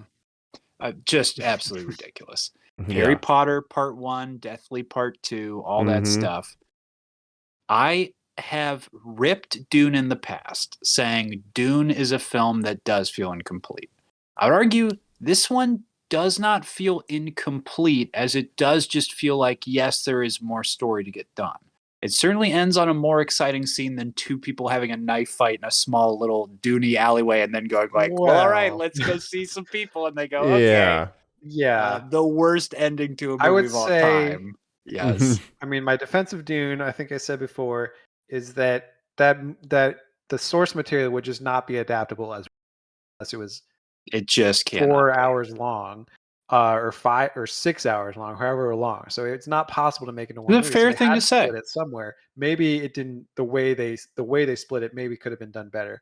This Mhm. movie, I feel like it's not a complete movie in that you would never just watch this. Like once the next movie comes out, you're never going to rewatch this movie and not just roll into the Just be next like, one, right? what a day that was. I guess in Mhm. a Yeah, month from now. No, you're 100% right. because And that obviously it is doesn't resolve its like third act. It's no, just and building up to yeah, that's a super fair point to make about the conceptualization of this is an original idea. They could have just written a movie that isn't, Two Towers. They could have just written another movie. But Mhm. I think it does conclude the themes that are set up.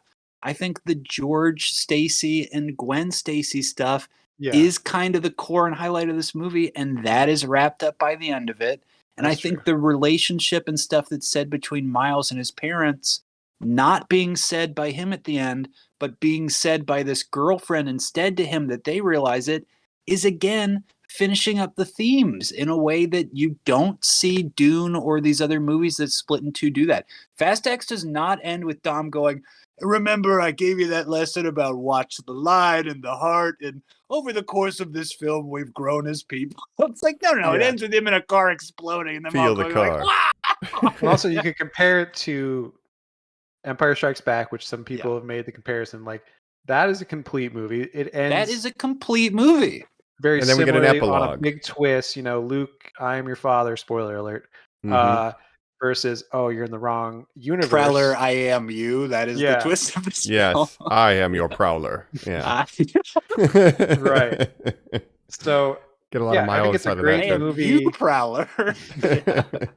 I think it's a great movie, and I think it'll be even greater when the next one comes. If that one Yeah. lives up to the first two, which I have no reason to doubt that it won't be good. If they knock this Um, out of the park, it's got to be the best Spider-Man trilogy. But Oh, Without a easily, doubt. easily. yeah. But from I a agree, Colin. It trilogy does pay off thematically because we get the first act. My dad thinks I killed Peter Parker. I'm Spider-Man. I can't tell him. I've revealed everything. He accepts me. Great. And like it at least touches on, and Miles' story will be concluded in the third film because he at least went from everyone's telling me what to do to I'm deciding what I'm doing. So his arc kind of Yeah. concludes too. So I think You it could- does. And then we get this epilogue.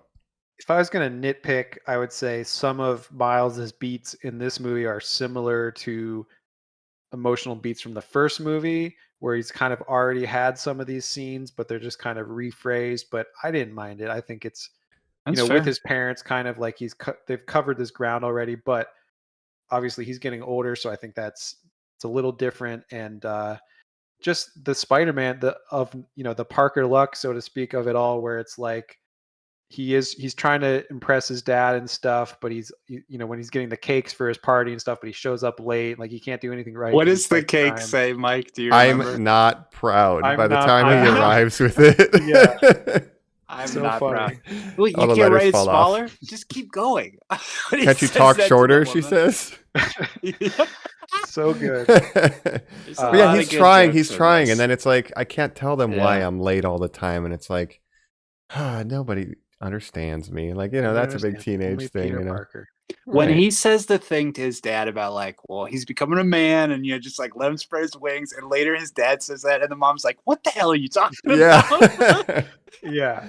No, And that's the one great. thing that I wanted to mention. Like, I love his relationship with his parents in this movie. It's so real. Yeah.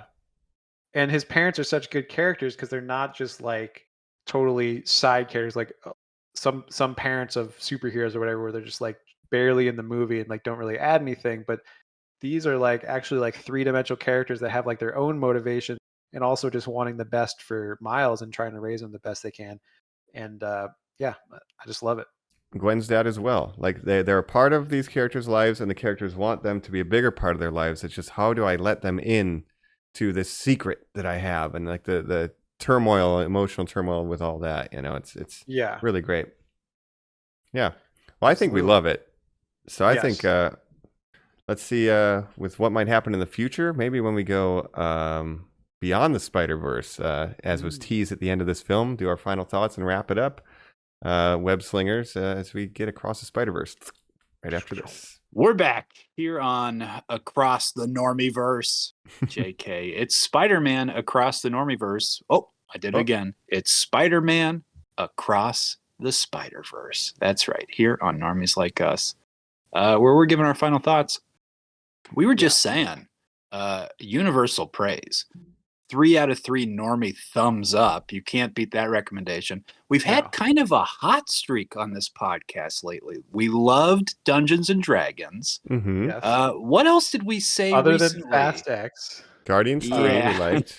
Guardians 3 was a Guardians high 3. recommend from all of us. Yeah, John Wick absolutely. 4. And even Picard Season 3 for the Star Trek fans out there is a recommended. John Wick 4. So some pretty good runs here. Some strong, it's been a decent blockbuster season. I mean, there's been some duds as well, like Fast X. There's been some meh ones for me, Super like Medio Super Mario Brothers, Bros. you know. Now, Super Medio Brothers.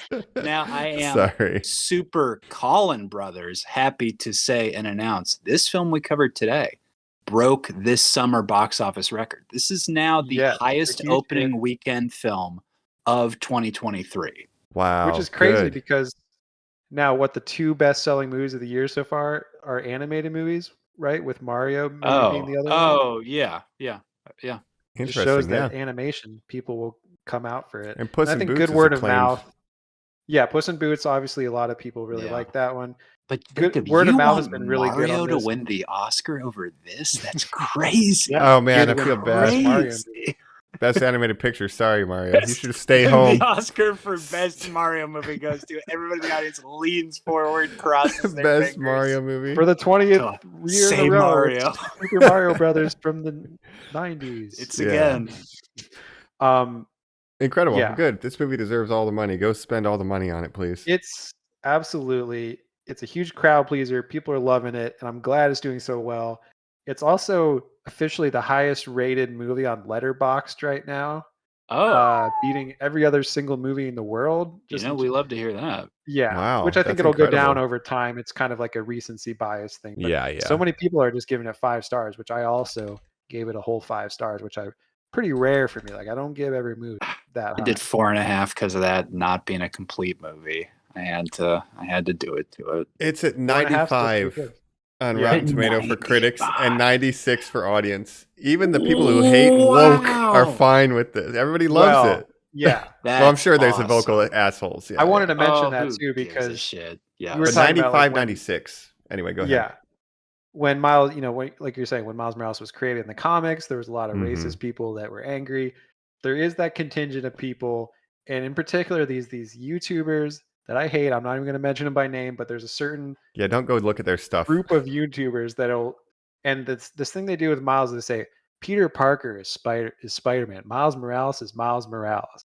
I'm like, that doesn't make any sense. Yeah, that's their whole thing. Fascinating. And then there was this video I saw of this guy who's like, I'm here at the Miles Morales movie. There's a lot of Spider-Man.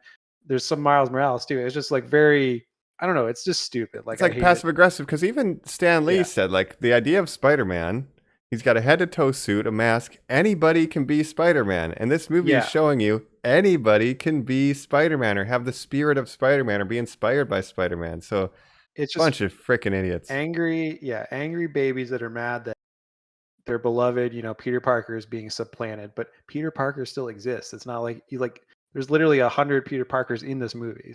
Yeah, 1,000. Seems like. yeah. I don't know. I mean, the point of this film, we talked about earlier. I'll weigh in right now. I also want to say this and give my thoughts of like Peter Parker versus Miles Morales. 1, who gives a shit? It's not important. Truly could not be less important. 2, when people say things cannot be improved upon or don't, break the wheel and all that bullshit and just let it be, don't change things. You are just cutting yourself off to innovation, things being updated and just brought to modern light. And I got to say, I would have never seen it as a kid. I would have never understood it. The imagery would have never crossed my mind. But the combination of the aesthetic that is Spider-Man with the music of hip hop and then the culture of like dope Nike shoes and things like that Hmm. is such a perfect marriage that I almost do think it is better than Peter Parker, to the point where like even Right. future iterations I'm like, I just want Spider-Man to always look cool and be young and be hip and be cool, and that's what this Yeah. is. Cool, And hip, and it's a modern, right? rare, yeah, and it's a rare example of like a character that was created as like a diversity thing that is then actually like a really good character. Like a lot of companies will try to do that thing and then just like totally blow it, make them very just like kind of cringy, and like people are just like, you know, Hmm. they're Yeah, just yeah. trying too hard. You know what I'm saying? It's And Or it's tokenism, and yeah, Jacob, you will see people abandon tokenism like Rose Tico and Star Wars, which let's yes, face it, there was very much a whole of let's have an Asian character. They did it. There was a small but loud minority that was we hate this. And then just a general consensus of either mixed of like she's fine to I think she's great. And their reaction was ditch it. And it very yeah, easily could have been that with Miles. yeah. yeah. With large companies like this, you know, it's that whole woke capitalism thing where like they're you know, they're saying that they stand for this, but then they're immediately ready to abandon it if they, you know, if they need to. Right. So it's a The rare that moment the month is over. yeah, No, I It's we're saw. changing our logos, pride flags for a month, and then immediately get those Yeah. pride flags No, down. You know, I in the saw a trash. post Get it going down. around. Yeah, it was like all the villainous companies from movies with Pride, like as a joke, oh like sure, Wayland Umbrella Utani Pride Corporation. logo, Yeah, Skynet Pride That's logo, good, like Mike. That's Arasaka, good. right. But Yeah. it's When a just rainbow Terminator has to step on me for a month. But you see right, what's happening right, with Target right now, where they're backing away from this pride stuff because they're scared of these like super far right conservatives that are making a lot of noise online and also getting kind of violent with it. So I understand that part of it, but it's like right. don't just back out of everything you stand for just because, you know. And Anyways, isn't that's a that what whole Miles learns? yes, Yes. Stand up for what you absolutely. stand up for. And it's great that the audience is really connecting with this. Like I said, like Spider-Man's for everybody. They made it a cool character. Any gender, it's a cool character. A spider person is fucking cool, and Yep. you Yeah. can be one. You can be one, and Nobody most would people who are not idiots are loving it, thankfully. yeah.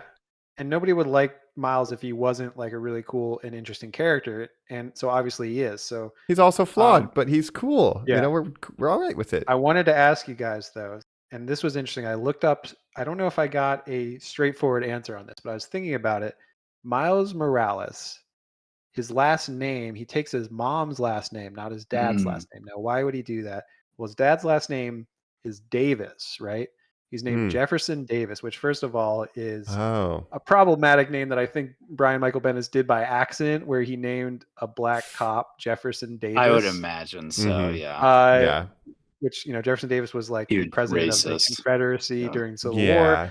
Um, interesting. But I realized if Miles took his dad's name, I don't know if this is why they didn't do it, but if Miles took his dad's name, his name would be Miles Davis, right? Right. Miles Davis, jazz musician.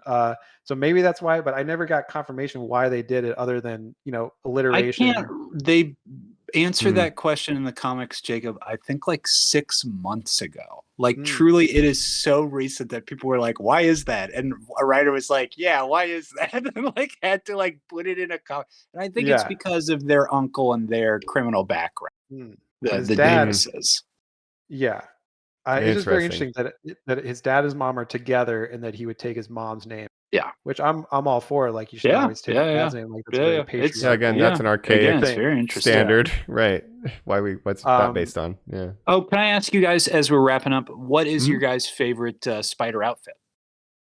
Oh, the dunks with the sweater. Not this out. He's I bleeding do from like his that. armpits. I don't I like do this like one how as everyone's much. like, "What are you bleeding from your armpits or something?" I But they like set up the he's going to outfit. get a new suit because this one's Yeah, tore I up. do like the Yeah. suit in this one Yeah. as well. I like the color scheme. Obviously, I'm a big fan of red and black together. I wear a lot of clothes that are Hmm. red and black, so You're I doing it like right that. now. And by the Watch at way, home.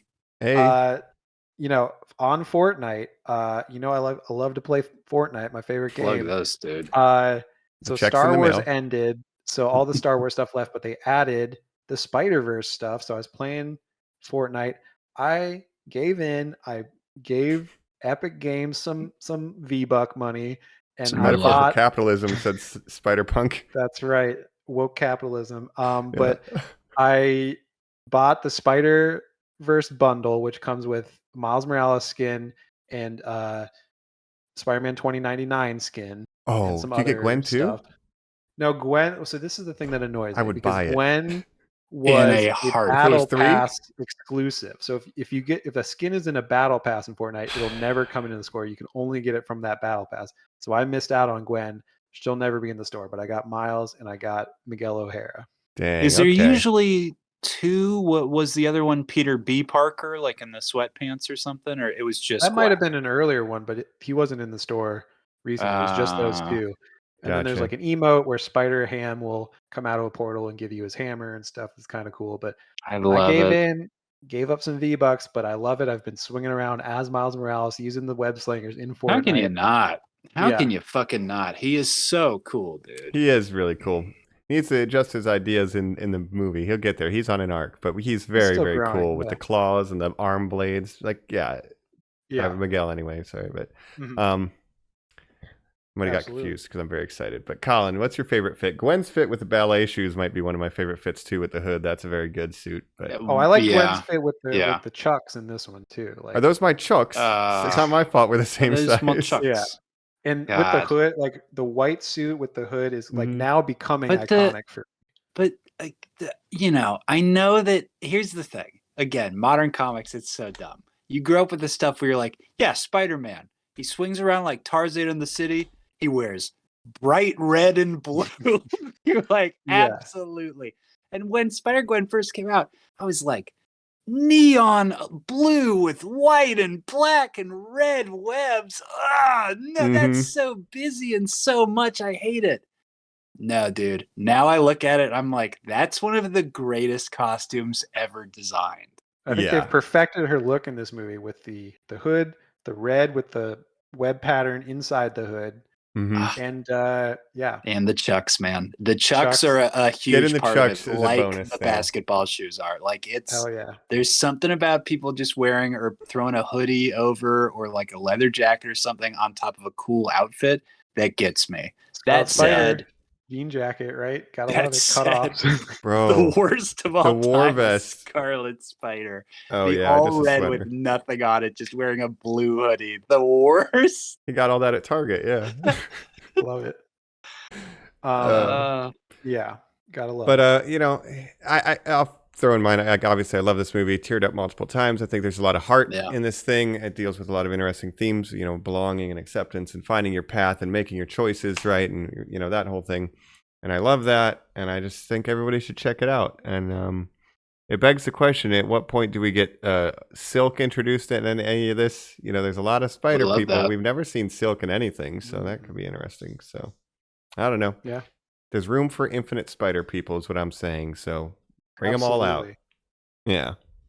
Yeah, I agree with everything that you've kind of said. Like I loved it so much coming out of it. I was so excited. Like I was just probably the best movie I've seen come out this year. I would agree. That's what you said when we left. I said I still have Dungeons and Dragons over it. Dungeons and Dragons also a very good movie.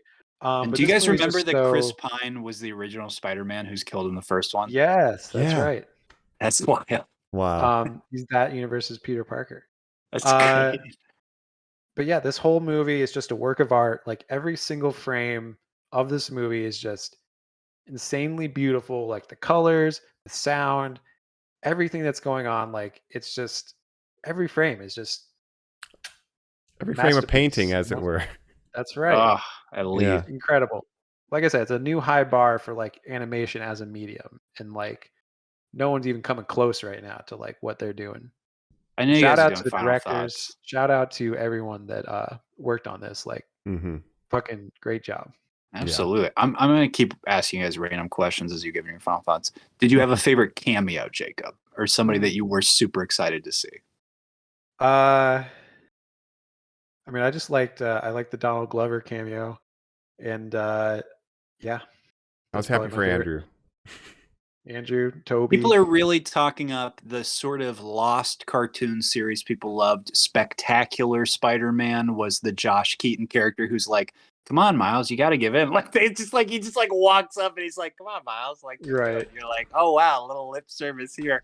I never watched that show. That's, not huge for me. If they had gotten the 90s animated guy to come out and yell at me, I would have been like, this is great. They did sure throw a nod to Spider-Man and his amazing friends, too. That guy who could Yes, barely swing. 100%, Mike. Yeah. 100%. I was there for that. The music cue plays. Da da da da.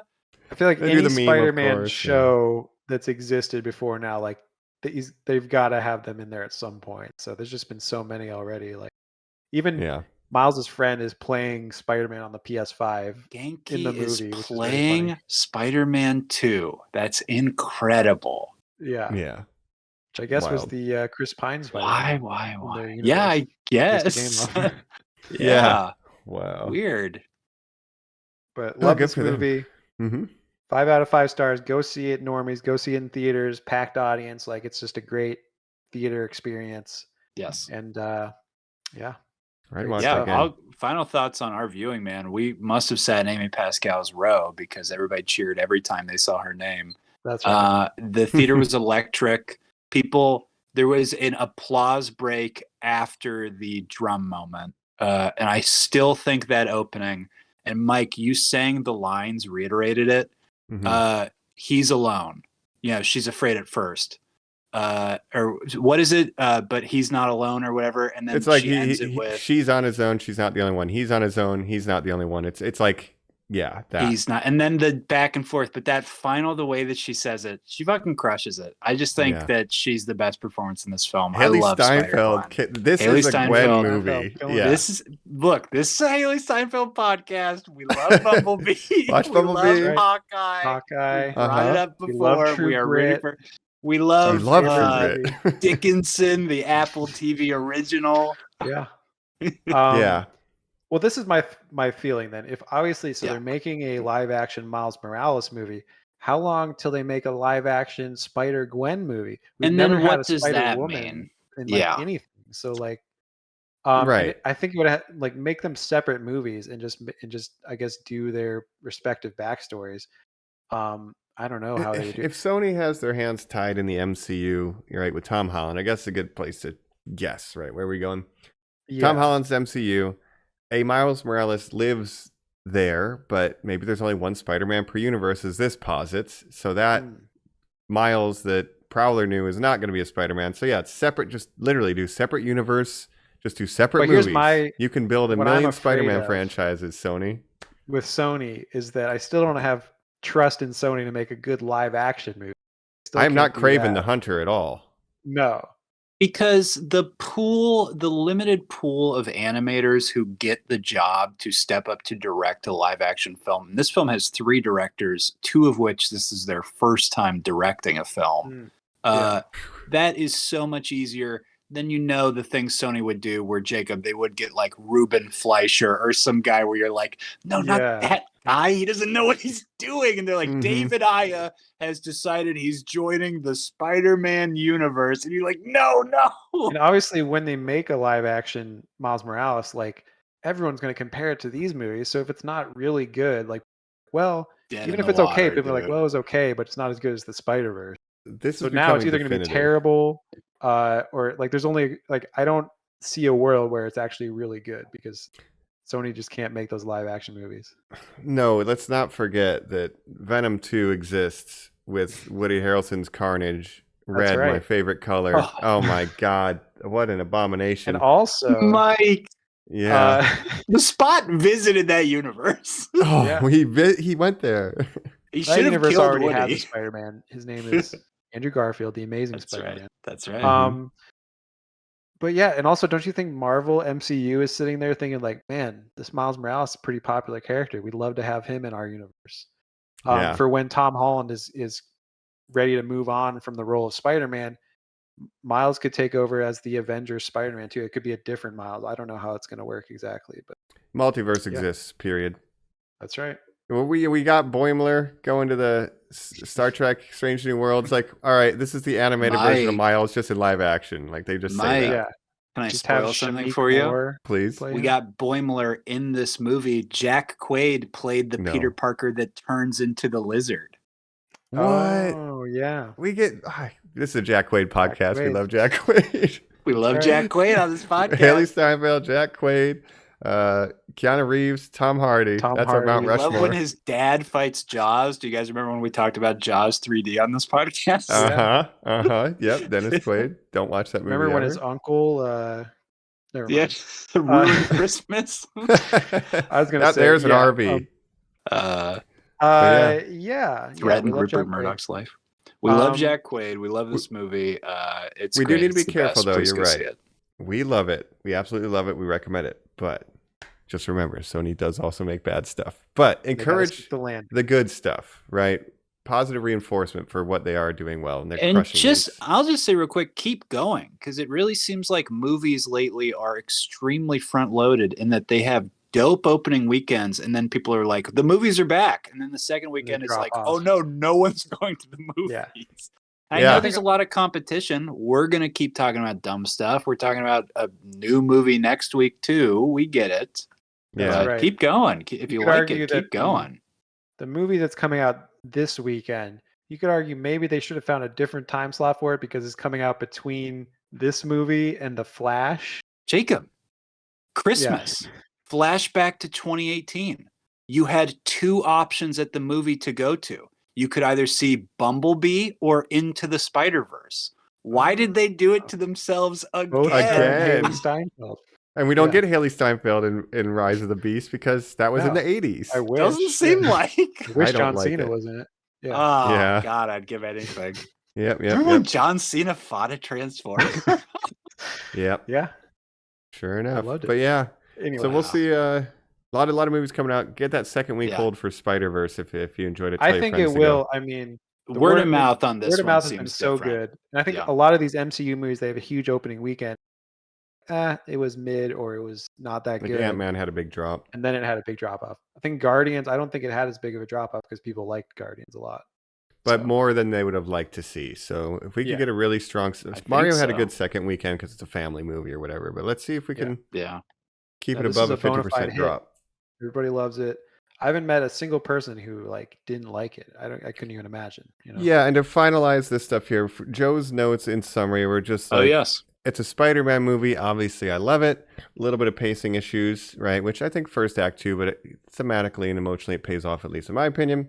And side note, he thinks kind of the themes that they're exploring is great, and he kind of just also wants to visit Spider-Punk's universe next, please. Absolutely. In the next movie. It's Just go hang out unfortunate there for a that bit. Joe can't take the name Spider-Punk. Yeah. Yeah, he should He have could be that. the Spider-Punk of his universe. That's true, of this universe. He's Spider-Man and Spider-Punk. Who knows? But yeah. Shout outs. But yeah. I mean, I'm gonna need a Spider-Punk game after this, or something. He is spin-off. so cool. I can't Yeah. underline it enough. But yeah. Also, shout out to your Blade Runner shirt. Very cyberpunk, very Miguel O'Hara Miguel era. O'Hara. Yep. Yeah. Sure enough, Deckard's going to Um, retire him, maybe. Guess Yep. that's a wrap, maybe? Yeah, think so. we've been your hosts. Check us out as usual at normies_like_us, where all that good stuff is. You can write in from your dimension to our dimension and say who your favorite spider person was. And of course, recommend podcasts. We love to cover what you want us to, so reach out for some episodes. We'll do those as well. Rate, review, subscribe. Helps out the podcast a lot. That's And right. watch our Absolutely. YouTubes. Mm-hmm. Please From do. your dimension to our dimension, just to mention what you want us to mention. We would appreciate it. Please. Otherwise, we've been your hosts. This is the amazing Spider Colin. This is the spectacular Spider Mike. And this is the ultimate Spider Jacob. Love to Thwip. see it. Thwip, Thwip. thwip. Bye, Norman. Take care, Thwip. normies. Bye. Bye.